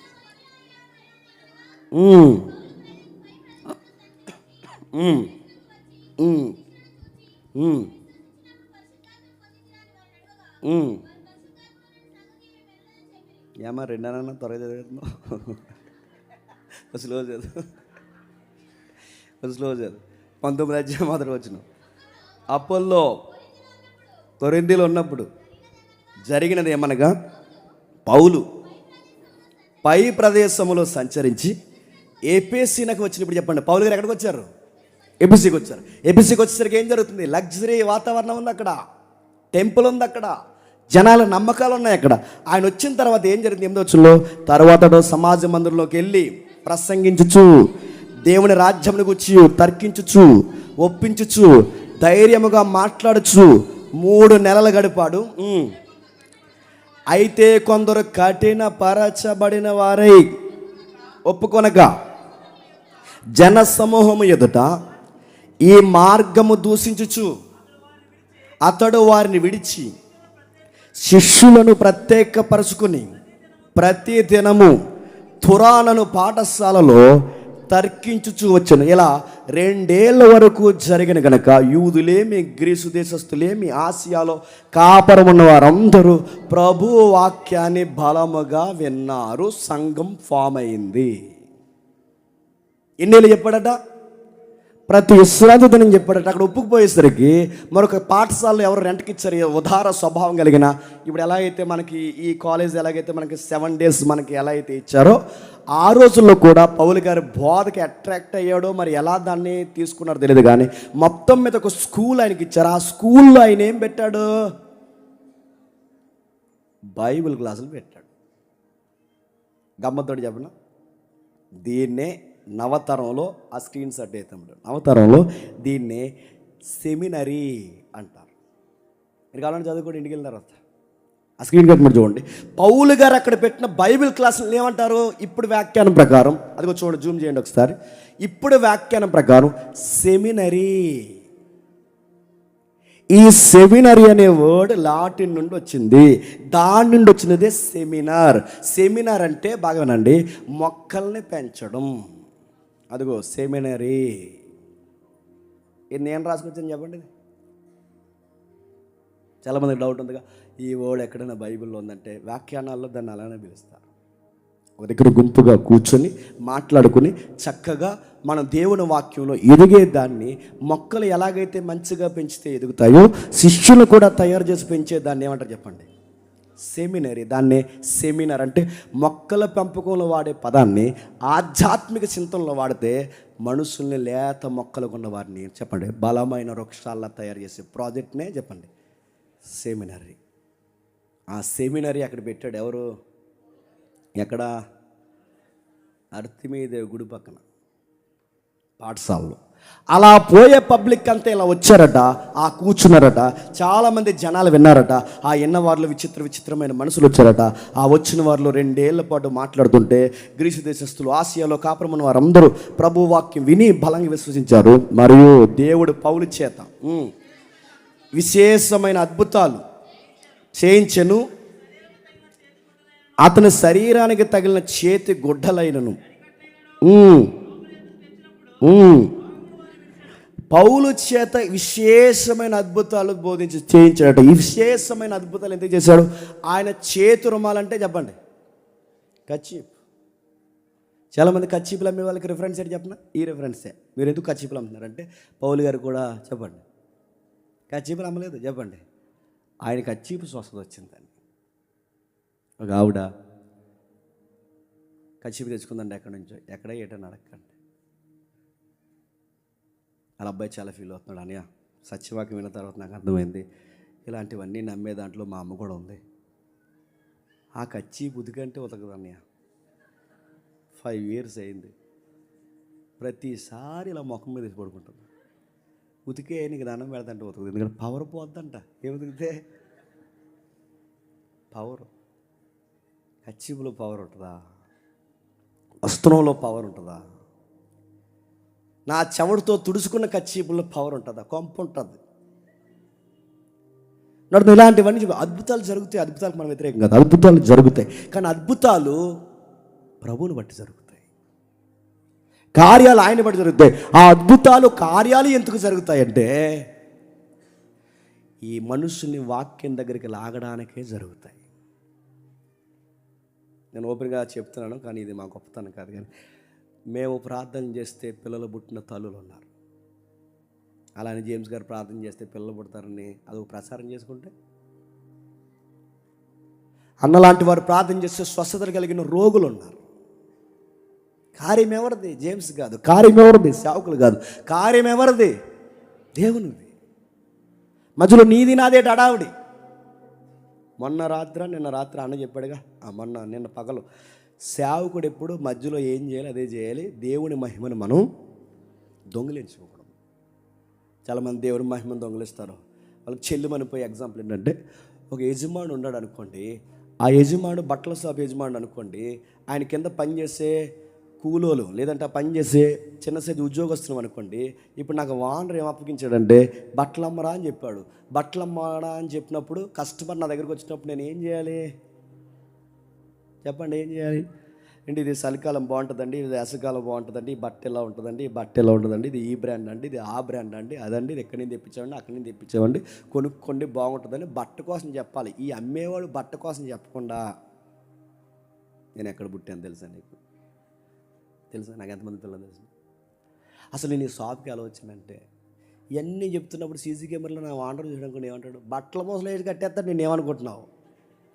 నువ్వు అమ్మరా అంటే అమ్మకుండా వచ్చినోడితో ముచ్చట్లు పెట్టి నేనేంటో తెలుసా, నా ఎత్తు ఎంతో తెలుసా, నా పొడవ ఎంతో తెలుసా, నా బడాయి ఏంటో తెలుసా అంటే నువ్వు ఎవరి కోసం చెప్తున్నావు? వస్తువు కోసం చెప్పు. నువ్వు ఎవరి కోసం చెప్తున్నావు? వ్యాపారం కోసం మాట్లాడు. ఇది మాట్లాడుకునేది చేస్తే నేనేమంటాడు? ఇక్కడ కూడా అదే. అందుకే చూడండి, మన మధ్యవర్తులు కూడా మన ద్వారా అద్భుతాలు జరిగినా, మన మధ్యవర్తులు కూడా మన ద్వారా ఏ కార్యాలు జరిగినా, ప్రజలు మారిపోతున్నా, ఫాలోయింగ్ పెరిగినా అని చెప్పాల్సింది ఎవరి కోసం చెప్పండి? వాకింగ్ కోసం చెప్పాలి, దేవుడి కోసం చెప్పాలి. సూత్రం ఒకటేనండి, మనం ఎంత తగ్గించుకుంటే ఆయన చేతిలో చెప్పండి అంత బాగా సంచరిస్తాడు. పట్టుకుని పౌలుని సంచరింపజేస్తున్నాడు. నక్షత్రాలు ఆయన పట్టుకొని అద్భుతాలు జరిగిస్తున్నాడు. అద్భుతాలు జరుగుతున్నప్పుడు చాలా దయ్యాలు పోతున్నాయట. దయ్యాలు వదిలిపోయాయంట. 1st centuryలో దయ్యాలు పట్టాయి. ఇప్పుడు దయ్యాలు కొంచెం ట్రెండ్ మార్చి మొబైల్కి పడుతున్నాయి, మైండ్లకు పడుతున్నాయి, సోగులు పడుతున్నాయి, సరదాలు పడుతున్నాయి. దెయ్యమే చెప్పండి. ఇంకోలా ఉంది. ఏజెన్సీలో ఒకలా ప్రవర్తిస్తుంది, టౌన్లో ఒకలా ప్రవర్తిస్తుంది, ఇలాంటి ఏరియాలో ఒకలా ప్రవర్తిస్తుంది, ఇక్కడ ఆధ్యాత్మిక గుడుకుల్లో ఒకలా అది ఒకే స్టైల్ వాడదు, రకరకాల స్టైల్లో ఉంటుంది. అవ్వాదముల దగ్గరికి పాములాగా వెళ్తుంది, సంవత్సరం దగ్గరికి దెలీలాగా వెళ్తుంది, ఇస్కరియోతు దగ్గర మనీలాగా వెళ్తుంది, ఇక్కడికి తోటి విశ్వాసలో వస్తుంది. ఒక్కొక్క దిక్కును ఒక్కొక్కలాగా దయ్యాలు పడతాయంటే పడతాయి, దయ్యాలు పట్టి చెడగొడతాయంటే చెడగొడతాయి, దయ్యాలు మీదకి వస్తాయంటే వస్తాయి. నీ దగ్గరికి ఎలా రావాలో దానికి బాగా తెలుసు, ఆవిడ దగ్గరికి ఎలా రావాలో అది అలా వస్తుంది. ఈ భాష అర్థం కాక ఠకాలు మన క్లిప్ కట్ చేసి ఏమంటారంటే, అదిగో జేమ్స్ దయ్యాలు ఉన్నాయన్నాడు జనాల్ని. చెప్పండి, తాయెత్తులు అమ్ముకుందామని ఈ బూదిని ఉండదా అండి? ఎవరుస్తుంటే వీళ్ళకి అర్థమవుతుంది. సరే, ఏమవుతుంది చూడండి. అప్పుడు దేశ సంచారకులు, మాంత్రికులు ఎవరు? బ్లాక్ మ్యాజిక్ అంటారు దాన్ని. మాంత్రికులు మంటంలో చిల్లంగి, బాణమతి, చేతబడి, ఒంటి మీద నూనె పోగు లేకుండా ఈ బోధులు రాసుకుని, శవాల రక్తం రాసుకుని, తల విరబూసుకుని పూజలు చేస్తారే మాంత్రికులు. శవాల మధ్య కూర్చొని, శవాల దెబ్బల మీద కూర్చొని పూజలు చేస్తారే మాంత్రికులు. ఆ గ్రీకు ముగ్గులు ఉంటాయి, గ్రీకు ముగ్గులు ఇలా గీసేరేమో ఇప్పటివరకు చూసుకోండి. వాటన్నిటికీ ఒక సింబల్ ఉంటుంది, దానికి ఒక మీనింగ్ ఉంటుంది. వాటి మధ్యలో కూర్చుంటారు, వాటికి కావాల్సిన రక్తం ప్రోక్షణ జరిగిస్తారు, మంత్రాలు చదువుతారు. ఏమని? రా రా రా రా రా అంట. ఎవరిని? దెయ్యాన్ని. దెయ్యాన్ని ఎందుకు రమ్మంటున్నారు? ఈ కల్చర్ ఎక్కడ అనుకున్నారు? బాబులోనియన్స్ నుంచి ఉంది. బబులోని వారు పుట్టించారు. బాబులోనియన్స్ ఎవరు? ఆ నిమ్రోదు కూడా ఉన్నాడుగా, వాళ్ళ శాఖ. అక్కడి నుంచి మంత్రాల పిచ్చి ఉంది. రా, అదిగా రా రా, గాలి రా, గాలి రా, మంగ రా, దొంగ రా, రా రా రా అలా పిలుస్తారు. అలా పిలుస్తున్నప్పుడు వాళ్ళు ప్రాక్టీస్లో ఉంటారు. ఎందుకు దెయ్యాలను పిలుస్తారు మాంత్రికులు అంటే, మాంత్రికులు దెయ్యాలతో దురాత్మలతో ఎందుకు కనెక్ట్ అవ్వాలనుకుంటారు, ఆత్మలతో వాళ్ళు ఎందుకు కనెక్ట్ అవ్వాలనుకుంటారంటే, బాబులోని నెస్ట్రీ మీరు చదవని దానియేలు కాలంలో భవిష్యత్తు తెలుసుకోవడానికి ఆత్మలను సంప్రదిస్తారు. ఇప్పటికే ఫారినర్స్ ఉన్నారు తెలుసా, ఆ ప్రాక్టీసులు చేస్తుంటారు. చచ్చిపోయిన వాళ్ళ ఆత్మలతో మాట్లాడుతుంటాం, చచ్చిపోయిన వాళ్ళతో మేము కనెక్ట్ అవుతాం. రేపు ఏం జరుగుతుందో మేము తెలుసుకుంటాం. అంటే మీకు ఎవరు చెప్తారా సేవలు అంటే, ఎవరు చెప్తారంట? దయ్యం వచ్చి రేపు మధ్యాహ్నం ఏ కూర వండుతున్నారు తెలుసా అని చెప్తుందంటే. అదే చచ్చిపోయిన వాళ్ళ ఆత్మ. మాకు చిన్నప్పుడు మా ఇంట్లో ఏదైనా కార్యక్రమం జరిగితే గద్దె తీసుకెళ్ళేవారు. గద్దె నెత్తి మీద బొమ్మ ఎట్టి తీసుకెళ్తారు. దరిద్రం వల్ల వీడియో కూడా ఉంది. మా అన్నయ్య పెళ్ళికి తీసుకెళ్ళారు. గద్దెకి బొమ్మలు ఇవ్వాలి, ఎందుకంటే అప్పుడు మా అక్క చనిపోయింది. అక్కడికి వెళ్ళి ఆ బొమ్మలు ఇవ్వాలి. ఆ గద్దెకి తీసుకెళ్తే ఇలా తీసుకెళ్ళిన తర్వాత నెత్తి మీద బొమ్మ ఎట్టి తీసుకెళ్ళి ఊరంతా ఊరిగించే. నాకు సిగ్గుతో చచ్చిపోయిన ఆ రోజు నేను. ఆ ఊరంతా ఊరిగించేసి అప్పటికే మనకి కొంచెం స్టైల్గా, మరి స్కూల్లో మా ఫ్రెండ్స్ అందరూ చూసేసారు. ఆ బొమ్మ పెట్టుకుని అది మా అన్నయ్య ప్రశాంత్ ఇక్కడ బ్యాంక్ ఎంప్లాయ్ ఉంటాడు, వాడు నేను ఊరంతా తిరిగి మొత్తం మీద సాయంత్రం గద్దెలు పెడితే అక్కడ ఒక ఆవిడ ఉంటుంది, పెద్ద ఆవిడ. చచ్చిపోయింది అనుకుంటా. చచ్చిపోయింది ఉందరా ఇరా, సరిపోయిందా? ఆ దెబ్బ మీద ఉండేది. ఆ పెద్ద ఆవిడ ఉండేది. ఆ పెద్ద ఆవిడ ఇక్కడ కూర్చొని ఇలా ఊగుతుంది అనమాట. ఇలా తెచ్చారా? మా నానమ్మ మా అత్తలో తెచ్చామమ్మ అన్న. అక్కడ పెట్టండి అన్న. అక్కడ ఎట్టాం బొమ్మలు. నేను దాని ఎంకే చూస్తున్నాను, ముసలిదాని ఇంకా చూసాక ఇలాగ అంది. పళ్ళు మన అరిసింది. వీడి చిన్నోడు కదూ అంది. మరి అందరిలో చిన్నోడు నేనే. మళ్ళీ అది పెద్ద జీకే పెట్టు నా వైపు చూసి ఏదో పెద్ద భవిష్యత్తు చెప్పిన. వీడి చిన్నోడు కదా, వీడి చిన్నోడు, వీడి కుదురుండడు అన్నదా. అదో పెద్ద మా అమ్మ అవునవును నిజమే కుదురుండండి. స్కూల్కి కూడా వెళ్ళట్లేదు కాదు, గొలిక్కి వెళ్ళట ఆడతాడు ఏదో ఇవన్నీ చెప్తున్నాడు. ఏదో పెద్ద లాజిక్ ఏం కదా అలా చెప్తుంటారు వాళ్ళు. ఆ చెబుతున్న ఆ బామలో ఉన్నది ఎవరు? మా అక్క వచ్చిందంటే ఎక్కడికి ఎరా స్కూల్కి వెళ్తలేదంటే నన్ను ఈ ముసలిదాన్ని నేను అక్కని పిలవగలనా? అది కాదు అక్క అనగలను నేను. రకరకాల మాటలు మాడేస్తుంది. అది అలాగే ఇలాగే భవిష్యత్తు ఇది అది ఏదో చెప్పేస్తుంది. చెప్పి అంతా సోది ఎవరు అనుకున్నాను. ఏం లేదన్న అన్ని చెప్పిన ముసలిది పాకలో ఉండేది. అది ప్రాబ్లం.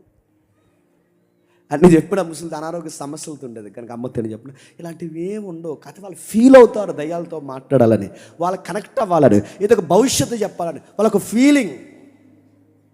మా అమ్మ నాన్న రాత్రి వచ్చారు. మా తాలికి చుట్టాలు ఇక్కడ ఉన్నారు, కావాలంటే అడగండి. మా అక్క మంచి ఏజ్లో ఉన్నప్పుడు చనిపోయింది. యంగేజ్లో ఉంది అప్పుడు. అలాగే ఉండేది చక్కగా. మా నాన్నకి ఆ అమ్మాయి అంటే పిచ్చి, చనిపోయింది. బహుశా మా అక్క ఉంటే గొడవలు ఉండకపోనేమనిపిస్తుంది అప్పుడప్పుడు నాకు. ఎందుకంటే అక్క ఉంటే అన్నీ చూసుకుంటాం. చనిపోయింది. చనిపోయిన తర్వాత ఆ రోజుల్లో నమ్మకం ఏంటంటే ఈ అమ్మోరు గిమ్మోరు సినిమాలు వచ్చినాయి అప్పట్లో. ఆ సినిమాలు వస్తే మా అక్క వయసులో చనిపోయిన చేతబడి బట్టి చంపేశారని చెప్పి మా అక్కనే శవాన్ని కాయడానికి అక్కడికి వెళ్ళేవారు. అంటే రాత్రులు లెగిస్తుందని మళ్ళీ తీసుకొద్దామని.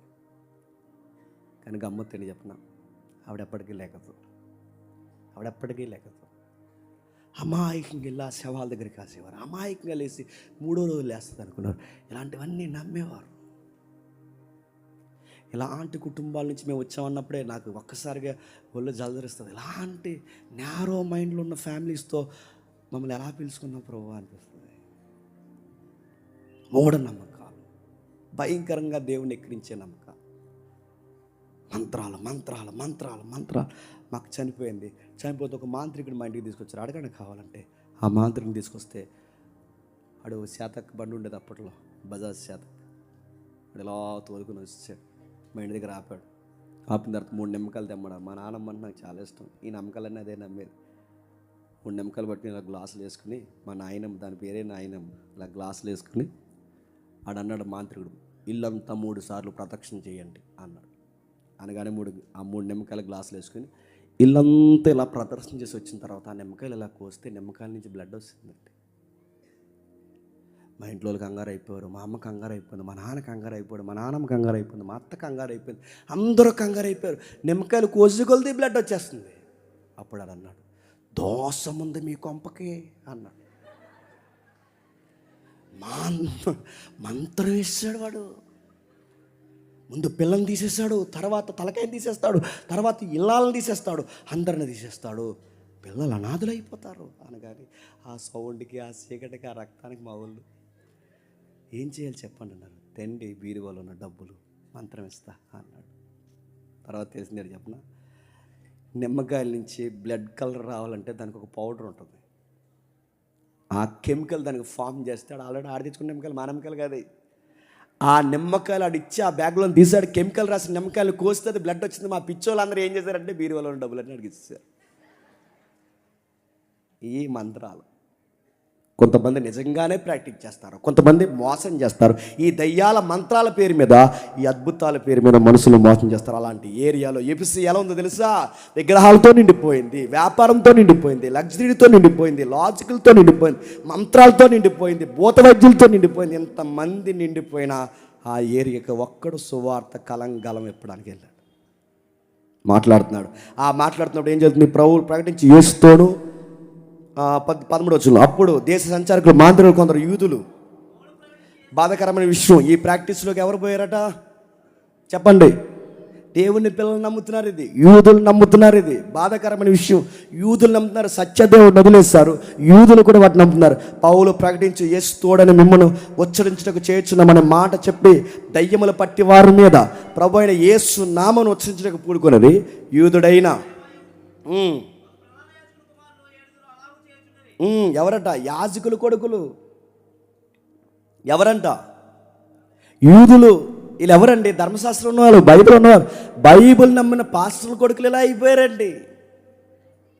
దేవుని పిల్లలు సంఘంలో ఉన్నవారు ఎలా అయిపోయారండి? అంటే సత్యం అందకపోతే జనాలు ఎటేపు తిరుగుతారు చెప్పండి? మూఢ నమ్మకాల వైపు తిరుగుతారు. పాస్టర్ గారు పిల్లలు 7 ఉన్నారట, యేసుప్రభు పేరు చెప్తున్నారట. వాళ్ళకి ఏదైతే ఏముందో వ్యాపారం కావాలి. అందుకు ఆ దయ్యాలు మేము యేసుని గుర్తెరుగుదుము, పౌలుని ఎరుగుదుము, కానీ మీరెవర్రా లకలక అన్నాయంట. మీరెవర్రా?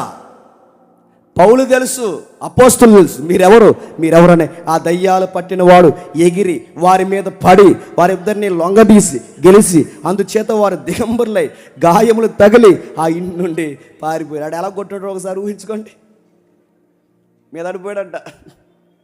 అదిగో చూడండి, మీద అడిపోయి ఫటాఫట ఒకటి వాయించేస్తున్నాడు. గోము కొట్టేసి, నెత్తిమి కొట్టేసి, ఇలా గుద్దేసి, బట్టలు లాగేసి, మూతిమి గుద్దేసి, ఈ రాములు ఎక్కడ కొట్టేస్తాడు, ఈడేవాడు ఎలా కొట్టేస్తుందని చెప్పి అక్కడి నుంచి గదిలో అని చెప్పండి పారిపోయారట. అలా పారిపోయిన వారు, దయ్యాలు పట్టిన వారు, ఈ సంగతి ఎపిసిలో కాపురం ఉన్న సమస్త యూదులేమి గ్రీసు దేశంలో తెలిసినప్పుడు వారందరూ భయం కలిగిన ప్రభువైన యేసు నామమున గణపరిచి విశ్వసించిన వారు అనేకులు తాము చేసిన వాటిని తెలియజేసి ఒప్పుకోండి. మరియు మాంత్రికులు విద్యను అభ్యసించిన వారు అనేకులు తమ పుస్తకాలు తెచ్చి అందరి ఎదుట వాటిని కాల్చివేసి వారు లెక్క చూడగా వాటి వెల 50,000 ఎండు రోకలు. ఇంత ప్రభావంతో ప్రభు వాక్యం ప్రబలైన తర్వాత బాగానండి మంత్రాలు ఆగిపోయాయి, మాంత్రికులు మారిపోయారు, దొంగలు మారిపోయారు. ఇప్పుడు ఎవరు మారిపోయారు? యూదుల్లో ఉన్న మాంత్రికులు కూడా మారిపోయారు. గమ్మత్తుడు చెప్పిన, అక్కడ మంత్రాల వ్యాపారం పడిపోయింది. ఈ కిందికి వచ్చేసరికి ఏం పడిపోతుందో చూడండి.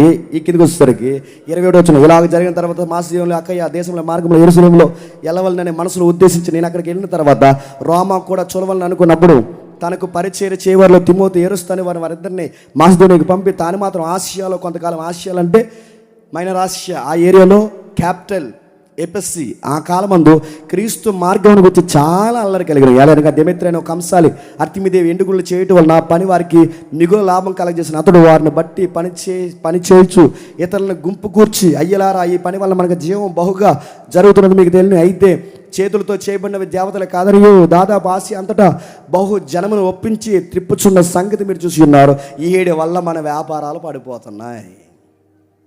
పైన ఏమో మాంత్రికులు మార్చేస్తాడు, ఇక్కడికి వచ్చేమో భక్తులు మార్చేస్తున్నాడు. ఇలాగా మార్చేస్తారు, రేపు పొద్దున మనం ఏమైపోతాం అని చెప్పి అక్కడి నుంచి పౌలు గారిని చెప్పండి ఎలగొట్టేస్తారు.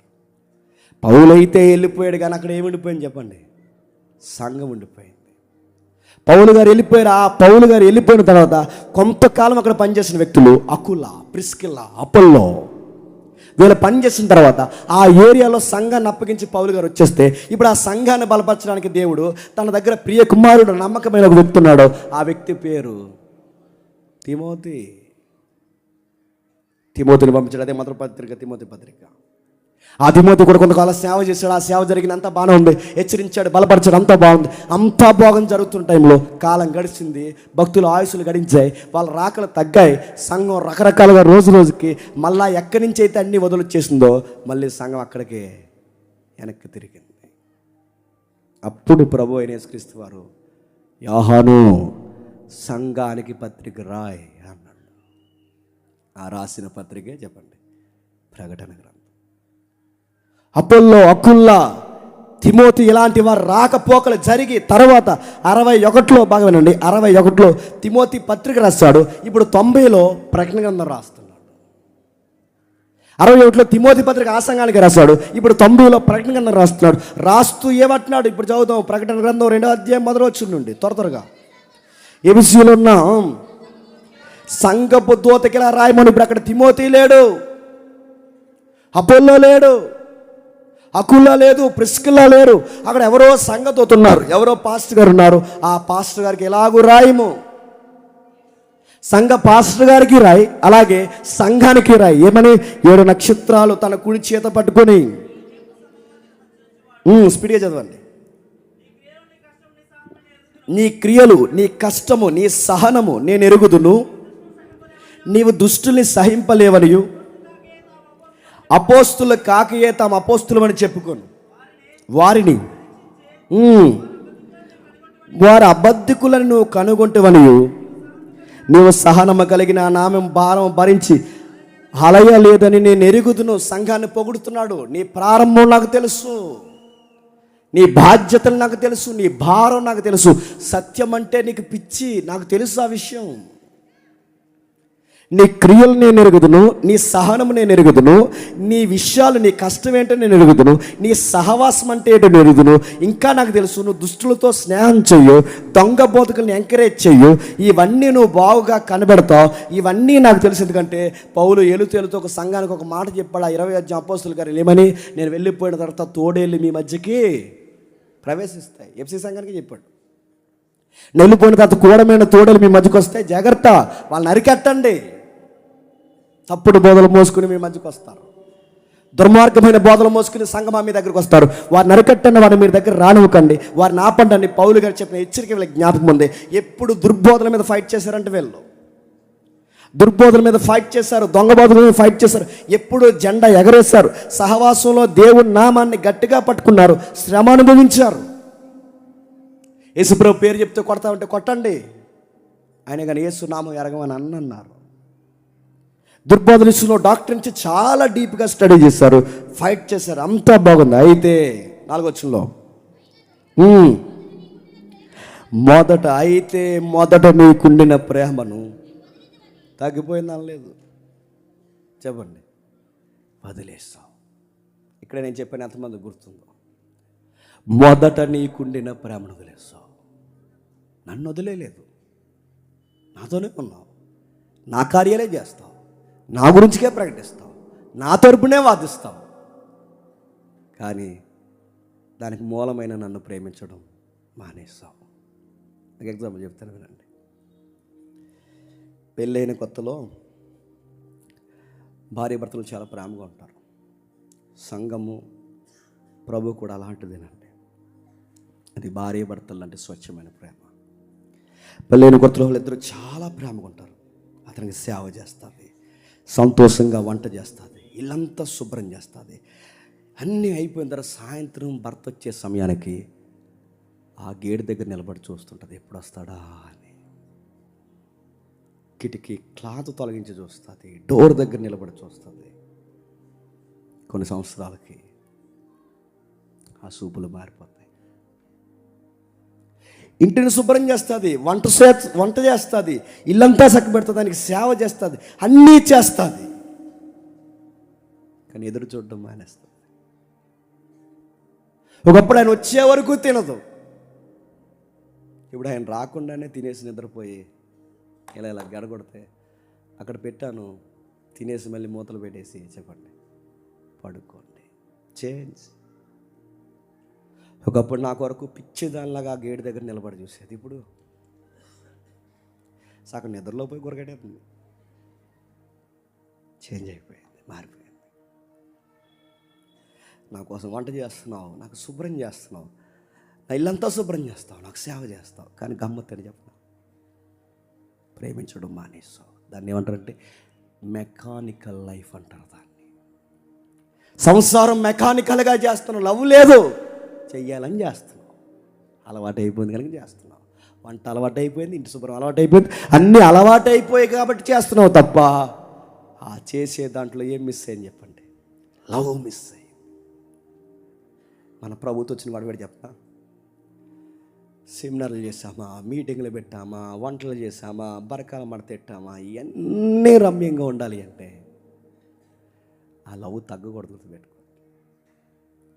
కొన్ని రోజులకి ఇలా జరగకుండా ఉండాలని నేను కోరుకుంటున్నాను. కొన్ని రోజులకి ఈ సెమినార్ మనకు దేవుడు అయిపోకూడదు. గుర్తుపెట్టుకో. మెకానికల్గా సెమినార్కి అలవాటు పడిపోకూడదు, కార్యక్రమాలకు అలవాటు పడిపోకూడదు, దుర్బోధనలు ఎదిరించడానికి అలవాటు పడిపోకూడదు, సేవకు అలవాటు పడిపోకూడదు, పరిచయ అంగులు 100 వచనాలకు అలవాటు పడిపోకూడదు. ఎందుకంటే ఈ సెమినార్ ఉన్నా లేకపోయినా, నాకు 100 వచనాలు చెప్పినా చెప్పకపోయినా, నాకు సేవ ఉన్నా లేకపోయినా, నన్ను సేవకుడిగా పిలిచినా పిలకపోయినా, ప్రభువా నువ్వు ఉంటే నాకు చాలయ్యా అని అనాలి. అది లవ్. నాకు నువ్వుంటే చాలయ్యా, నాకు ఇవన్నీ కాదు, నాకు ముందు నువ్వు. నేను సెమినార్ కోసం ఎదురు చూస్తాను లేదా కానీ సెమినార్లో నీ కోసం నేను ఎదురు చూస్తాను. నేను సేవ కోసం ఎదురు చూస్తాను లేదు కాదు, సేవలో నీ కోసం చెప్పాలని ఎదురు చూస్తాను. రేపొద్దున వయసు అయిపోవచ్చు, అన్నీ ఆగిపోవచ్చు, ఈ రాకపోకలు తగ్గిపోవచ్చు, ఏ మంచమో పట్టచ్చు. అప్పుడు కూడా నాకు గుండె lub dub lub dub lub dub అని ఎవరి కోసం కొట్టుకోవాలి చెప్పిన? నాకు సెమినార్లు జరగకపోయినా, మీటింగ్ జరగకపోయినా, ఎవరో పిలకపోయినా, మంచం మీద కదలలేని స్థితిలో ఒళ్ళంతా వెనకాల పుళ్ళు కాసిపోయినా, ఆ మొదట ప్రేమిస్తున్నట్టే మంచం మీద కూడా చెప్పండి ప్రేమిస్తూనే ఉండాలి. అప్పుడు కొన్ని ఆనందంగా ఎప్పుడు నేను చెప్పిన, నేను ఆయన్ని ప్రేమించినప్పుడు. కానీ మన మనసులు ఎటేవి తిరిగిపోతున్నాయి అంటే కార్యక్రమాల వైపు తిరిగిపోతున్నాయి. కార్యానికి మూలమైన చెప్పండి ఆయన పక్కనెట్టేస్తున్నాం. అందుకే మినిస్ట్రీలు చచ్చిపోతున్నాయి. ప్రేమను వదిలేస్తావు. నీకు మీటింగ్స్ మీద పిచ్చి ఎక్కువైపోయింది, నీకు వాక్యాల మీద పిచ్చి ఎక్కువైపోయింది, నీకు తరగతుల మీద పిచ్చి ఎక్కువైపోయింది. ఉండాలి, ఆ పిచ్చి ఉండాలి, కానీ అన్నిటికన్నా మొదటి పిచ్చి ఏడు తెలుసా? ఆయన అంటే ఇష్టం ఉండాలి. ఎన్ని నోట్సులు రాసావో చూస్తాడు లేదా నాకు తెలియదు, కానీ నీ గుండెల్లో ఆయన కొరకు రాసుకుంటున్నా లేదా మొదటి చూస్తాడు. మొదట ఉన్నట్టు ఎందుకు ఉండలేకపోతున్నావు? ప్రేయర్ జరుగుతుందంటే చంగుమని పరిగెట్టుకొచ్చేదానివి. సభ జరుగుతుందంటే చివరిన కూర్చున్నా, కింద కూర్చున్నా, ఎక్కడ కూర్చున్నా నేను గౌరవించకపోయినా ఆ చెవులు పెద్దవ చేసుకుని నా ప్రియుడి కోసం మాట్లాడుతున్నాడు, దేవుడి కోసం అని ఎంత బాగా వినేదానివి, వినేవాడివి. ఇప్పుడు వెళ్దాంలే, చేద్దాంలే, చూద్దాంలే. తలుపు దగ్గర నువ్వు నిలబడలేదు కనుక గుర్తుపెట్టుకో. తలుపు దగ్గర నువ్వు నిలబడలేదు కనుక ఇప్పుడు తలుపు దగ్గర ఎవరు నిలబడ్డారు చెప్పండి? నీ వరుడు నిలబడి తలుపు చట్టుచు లోపల ఏం చేస్తున్నావు? ఎంటర్టైన్మెంట్ ఉందా నీకు లోపల? నన్ను బయట వదిలేసి నాకు తలుపు తీయకుండా నువ్వు లోపల ఏం చేస్తున్నావు? వదిలేసావు కదా నన్ను. నా కోసమే సేవ చేస్తావు, నా కోసమే ప్రార్థన చేస్తావు, నా కోసమే తిరుగుతావు, నా కరపత్రాలే పంచుతావు, అన్నీ నా కోసమే చేస్తావు. కానీ నేను వస్తే మాత్రం నువ్వు తలుపు కూడా చెప్పండి తీయు. ఇది సంఘాలతో ప్రభు మాట్లాడుతున్నమాట. సంఘాన్ని బలపరచడానికి ఇప్పుడు పౌలు లేడు, సంఘాన్ని బలపరచడానికి ఇప్పుడు తిమోతి లేడు, సంఘాన్ని బలపరచడానికి అపోల్లో లేడు. వాళ్ళ కాలం ముగిసింది. ఇక చివరగా ఒకడే ఉన్నాడు చెప్పండి. అపోస్తలుడైన యోహాను ఉన్నాడు, పైన ప్రభు ఉన్నాడు, సంఘాల మధ్య సంచరిస్తున్నాడు. అక్కడ ఒక పాస్టర్ గారు ఉన్నాడు, ఆ పాస్టర్ గారికి లెటర్ రాస్తున్నాడు. నీ ప్రేమ తగ్గిపోయింది, రోజు రోజుకి పరిచర్యలు మీద పిచ్చెక్కువవుతుంది నీకు. అందుకే ఆయన అంటున్న మాట 5వ వచనం ఏదో అంటున్నాడు చూడండి. నువ్వు ఏ స్థితి నుంచి పడితువో జ్ఞాపకము చేసుకుని, నాకు భయం వేసే మాట జ్ఞాపకము చేసుకొని, భయం వేసే మాట జ్ఞాపకం చేసుకొని. చదువు నెక్స్ట్.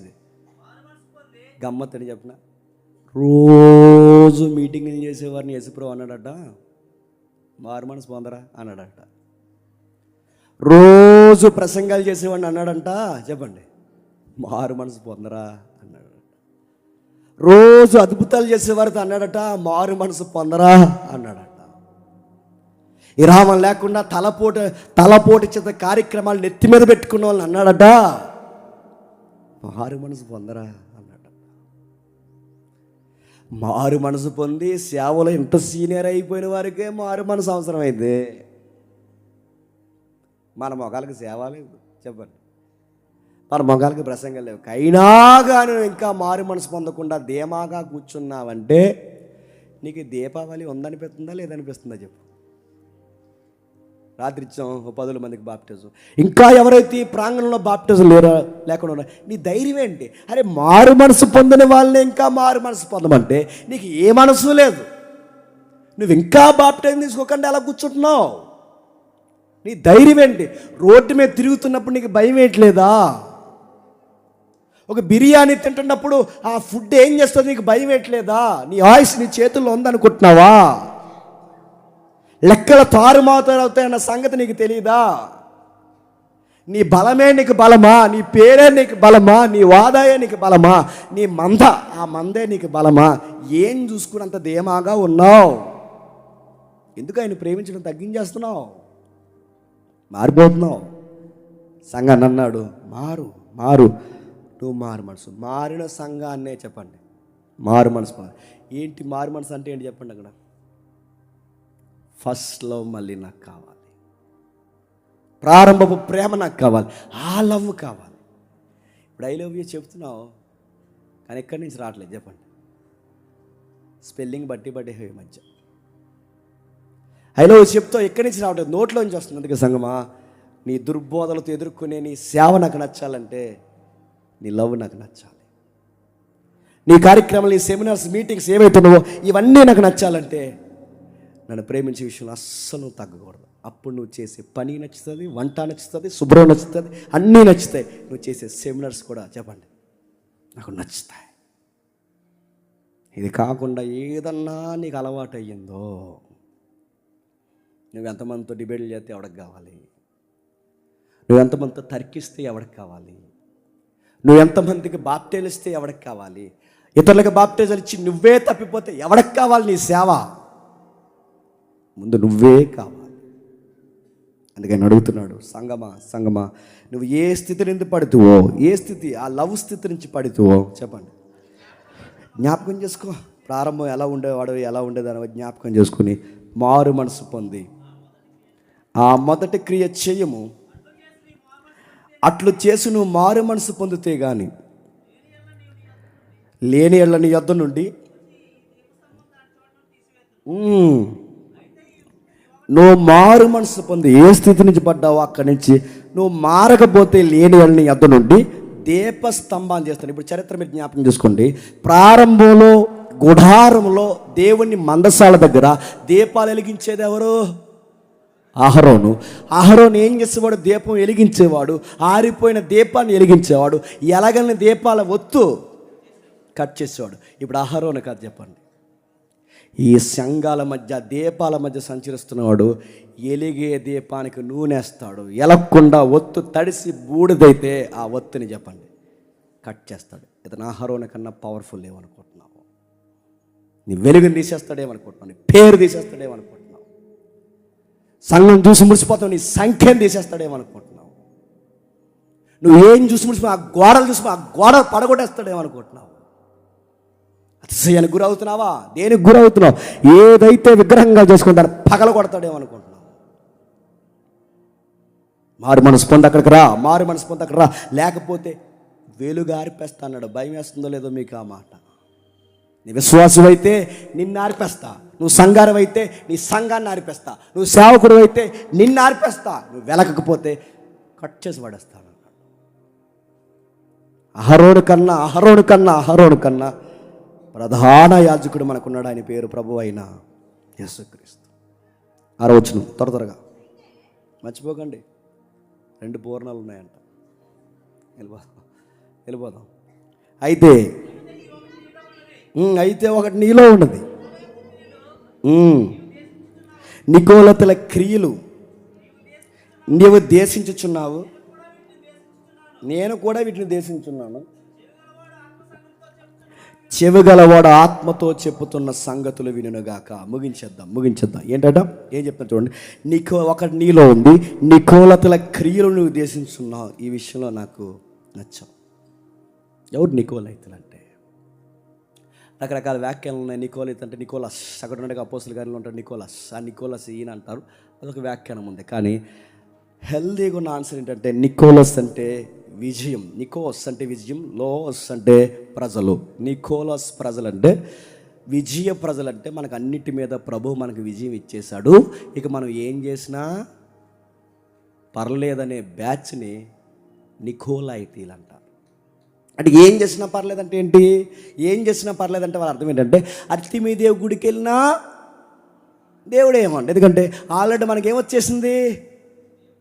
నికోస్ అంటే ఏంటి? విజయం. లవోస్ అంటే ఏంటి? విజయం పొందిన ప్రజలు. ఇప్పుడు విజయం పొందిన ప్రజలు కనుక మనం గుడికి పోయినా దేవుడేమండు, అక్కడ ఏం పెట్టినా తినేసినా దేవుడేమండు, అక్కడ అపవిత్రమైన కార్యాల్లో మన చేతులు ముంచిన ఏమండు, అసలు దేవుడు ఏమండు. ఎందుకంటే దేవుడు మన కృప చేత మనల్ని రక్షించాడు కనుక, తన సహవాసం నుంచి మనల్ని గెంటివేడు కనుక, ఆయన కృపనిచ్చిన ఆయన, రక్షణించిన ఆయన, ఒక్కసారి వచ్చిన రక్షణ మళ్ళీ పోదని, పాపం చేసినా ఏమీ కాదని ఎంకరేజ్ చేసే దుర్బోధే నికోలైతుల బోధ. ఎక్కడ తిరుగుతున్నారు ఈ మధ్య? ఇంకా మా చెల్లి అక్కడి నుంచి బయటకు వచ్చింది, పట్టేద్దామని చూశారు. దొంగ బోధ. వీళ్ళు ఏమని చెప్తారంటే వాళ్ళకి అన్నీ తెలిసిపోతుంటే ఈ మధ్య నవంబర్లో ఎస్ప్రో వచ్చేస్తానంటే మరి ఇంకా రాలేదు ఏంటో మరి అంటే అప్పుడు అన్నారట 2025 కాదు చెప్పండి 2000 ఇప్పుడు ఎంత? ఇప్పుడు 2026 నవంబర్లో వచ్చేదండి. మరి అప్పటి వరకు మేము ఏం చేయాలని అడిగితే అన్నారట ఏమైనా ఉంటే చెప్పండి ఇచ్చేయండి, అమ్మి సేవ చేద్దాం అన్నారంట. అన్నీ ఇచ్చేస్తావు, నవంబర్లో రాకపోతే ఏంటి పరిస్థితి? నవంబర్లో డిసెంబర్లో కనబడిపోతే నువ్వు దుర్బోధలు. వీళ్ళు ఏమని చెప్తారంటే నువ్వు సినిమా చూడు, కానీ గమ్మత్తండి చెప్పనా, దేవుడు నిన్నేమండు. ఆ సినిమా చూసిన తర్వాత దేవుడు నీకు తెలిసింది కంటే నీకు స్వతంత్రం ఇచ్చాడు, నువ్వేమైనా చూడవచ్చు, ఏమైనా చేయొచ్చు, కానీ ఏమవుద్దంటే నీకు ఏమీ కదా. అదిగో ఇమేజెస్ చూపిస్తున్నారు చూడండి, నికోలైతుల బోధలు. మిమ్మల్ని భోజనాలు పిలిచారు కదా, సమాజంలో బతుకుతున్నాం మనం. ఎవరు భోజనాలు పిలిచారు? అన్యులు. మిమ్మల్ని భోజనాలు పిలిచినప్పుడు సమాజంలో మనం బతుకుతున్నాం. నేను చెప్తాను కదా, నికోలైతులు చెప్తున్నారు సమాజంలో బతుకుతున్నప్పుడు అర్తిమీదేవి గుళ్ళో భోజనాలు అంట, వెళ్ళండి, నలుగురితో కలిసి భోజనం చేయండి. నలుగురితో మనం చెప్పండి, అనకపోతే ఎలా? అదే నలుగురితో చెప్పండి. నువ్వు నతానేలు అంటే కుదరదు, చెప్పండి, నలుగురితో అనాలి, కలవాలి, భోజనాలకు వెళ్ళండి.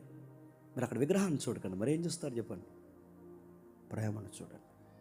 అడ్డి కొట్టేస్తాడు, బూరేసుకో, పులిహార వేసుకో, పులిసెట్ని వేసుకో చెప్తాడు. వేసుకుంటే నువ్వు తిను, తర్వాత వాడిని నువ్వు చెప్పండి భోజనాలకు పిలు.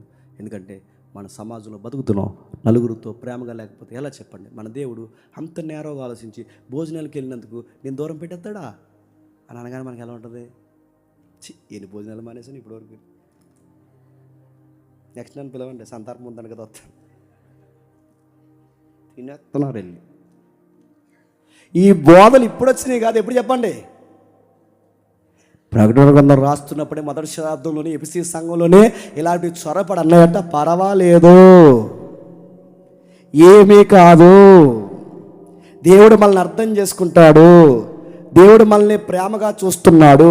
మీరు అర్తిమీదేవి గుడికి వెళ్ళినా పర్లేదు, అక్కడ భోజనాలకు వెళ్ళినా పర్లేదు, అపవిత్రమైన కార్యక్రమాల్లో పాల్గొన పర్లేదు, మీరు ఏమి చేసినా ఒక్కసారి వచ్చిన రక్షణ స్వతంత్రం చెప్పండి మీకు పోదని ప్రజలను తప్పు మార్గాన పట్టించే బోధే నికోలైతుల బోధ. దీన్ని పౌలు గారు ఏమన్నారు ఒకసారి చూడండి. గలతీయులకు రాసిన పత్రిక ముగిద్దాం. గలతీయులకు రాసిన పత్రిక 5వ అధ్యాయం, గలతీయులకు రాసిన పత్రిక 5వ అధ్యాయం 13వ వచనం. గలతీయులకు రాసిన పత్రిక 5వ అధ్యాయం 13వ వచనం. సహోదరులారా, మీరు స్వతంత్రులుగా ఉండుటకు పిలువబడితే, అయితే ఒక మాట కండిషన్స్ అప్లై అవుతాయి, అయితే ఒక మాట షరతులు వర్తిస్తాయి, అయితే ఒక మాట అబ్జర్వేషన్ జాగ్రత్త, స్వతంత్రం ఉంది, ఫ్రీడమ్ ఉందని చెప్పి ఆ స్వతంత్రాన్ని, ప్రభువిచ్చిన ఆ స్వతంత్రాన్ని శారీరక క్రియలకు ఏతువు చేసుకొనక ప్రేమ కలిగిన వారే ఒకరికి ఒకరు దాసులై ఉండండి తప్ప తిండికి, బట్టకి, శరీర కార్యాలకి ఆ స్వతంత్రాన్ని మీరు ఉపయోగించారో ముఖం మీద ఉమ్మేస్తానన్నాడు, దీపం కట్ చేస్తాడు, బయటికి లాగేస్తాడు, వెలిగిని పీకేస్తాడు. నువ్వు ఇలాగే ఉంటే నీ స్వతంత్రాన్ని భగ్నం చేస్తాను. నీకు ఫ్రీడమ్ ఇచ్చింది దేనికి? మన గాంధీ గారు ఫ్రీడమ్ ఇచ్చారు. దేనికి నీకు ఫ్రీడమ్ ఇచ్చింది? ఇంక ఎడపక్కలు ఎలకరా చెప్పండి. నువ్వు ఎడంపక్క ఎలకు రోడ్డునా చెప్పండి, నీకు ఫ్రీడమ్ ఉంది, నీకు స్వతంత్రం ఉంది. కుడివైపుగా దూసుకుంటూ వెళ్ళిపోరా అంటే ఇంక వెళ్ళిపోతావు. అటు నుంచి అంటే ఎక్కడికి చెప్పండి. స్వతంత్రం ఉందని రూల్స్ పాటించవా? ఎంత స్వతంత్ర దేశంలోనే మనకు రూల్స్ ఉన్నాయా లేదా? షరతులు వర్తిస్తున్నాయా లేదా? నువ్వు ఎంత స్వతంత్ర సమరయోధుడివైనా, స్వతంత్రం పొందిన ఒక సగటు భారతీయుడివైనా, స్వతంత్రం వచ్చినా మనకు రూల్స్ ఉన్నాయి. అలాగే పాపం నుంచి స్వతంత్రం వచ్చిన మనకి కండిషన్స్ అప్లై అవుతాయి. ఏది చెయ్యాలి, ఏది చేయకూడదు, ఏది చూడాలి, ఏది చూడకూడదు, ఏది తినాలి, ఏది తినకూడదు. ఇవి ఇంటర్నల్ రూల్స్. అవి నీకు ఫ్రీడమ్ అయితే వచ్చింది, కానీ ఈ రూల్స్ నువ్వు పాటించాలి. పాటించకపోతే దీపం తీసేస్తాడేమనుకుంటున్నావు. చాలామంది సంఘాలు, సేవకులు ఆరిపోవడానికి కారణం ఏంటి చెప్పనా? ఈ స్వతంత్రాన్ని ఏతువు చేసుకొని, ఈ స్వేచ్ఛను ఏతువు చేసుకొని వీళ్ళు ఇష్టానుసారంగా ప్రవర్తిస్తూ భయం లేకుండా రిలీజ్ సినిమాలకు పోతున్నారు. అందుకే వెలుగులు ఆరిపోయాయి, మహిమ తగ్గిపోయింది, సంఘం బయటపడిపోయింది, సంఘము లోకము ఒకటైపోయింది. చాలా సంఘాలకి షెడ్లు వేసి మూసేశారు. ఎందుకు సెటర్లు ఎందుకు మూసేశారు చెప్పండి? దేవుడు ఆ సేవకుల్ని తీసేశాడు, కొంతమందిని ఆర్పేశాడు, సంఘాన్ని చెదరగొట్టేశారు. ఇప్పుడు ఆస్తులు కోట్లలో తిరుగుతున్నాయి. ఎందుకు కోట్లలో తిరుగుతున్నాయి చెప్పండి? మొదట ప్రేమను వదిలేస్తారు, షరతులు మానేస్తారు, శరీర క్రియలను చెప్పండి స్వేచ్ఛగా చేసుకున్నారు. ఎంసీ సంఘాన్ని అంటున్నాడు, మొత్తం బ్యాక్ స్టోరీ, ఫ్రంట్ స్టోరీ అన్నీ నాకు తెలుసు. సంగమా, ఎలా వచ్చో జ్ఞాపకం చేసుకో, ఎలా ప్రేమించో జ్ఞాపకం చేసుకో, అలా ఉంటే జాగ్రత్త. ఇంత చెప్పిన తర్వాత వినకపోతే చెవిగలవాడు ఆత్మ, అక్కడ జరిగే చదవండి, నేను ముగిస్తున్నాను. చెవిగలవాడు ఆత్మ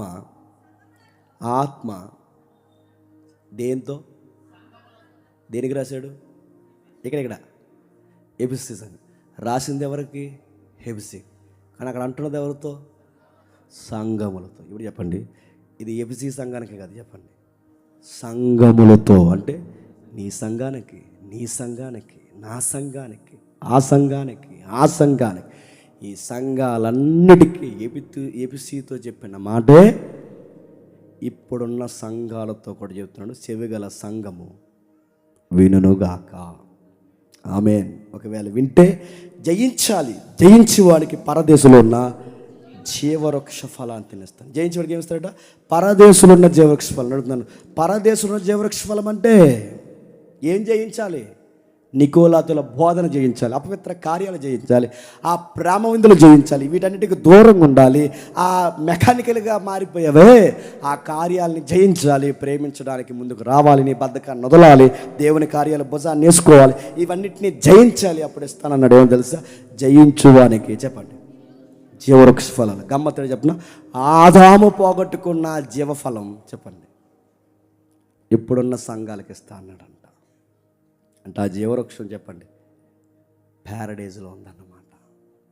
ప్యారడైజ్. మీకు ప్యారడైజ్ అనగానే దమ్ బిర్యానీ, జాయింట్ అనుకోండి, మీకు హైదరాబాద్ ప్యారడైజ్ గుర్తుందో లేనిపోడు గొడవ. ప్యారడైజ్ అంటే పరదేశంలో ఏముంది? అక్కడ దమ్ బిర్యానీలు కట్టడం ఏముంటుంది చెప్పండి? ఆదాం పోగొట్టాడే ఆ జీవవృక్షం, అది నిత్యత్వానికి గుర్తు. ఆ జీవవృక్షం ఉంటుంది.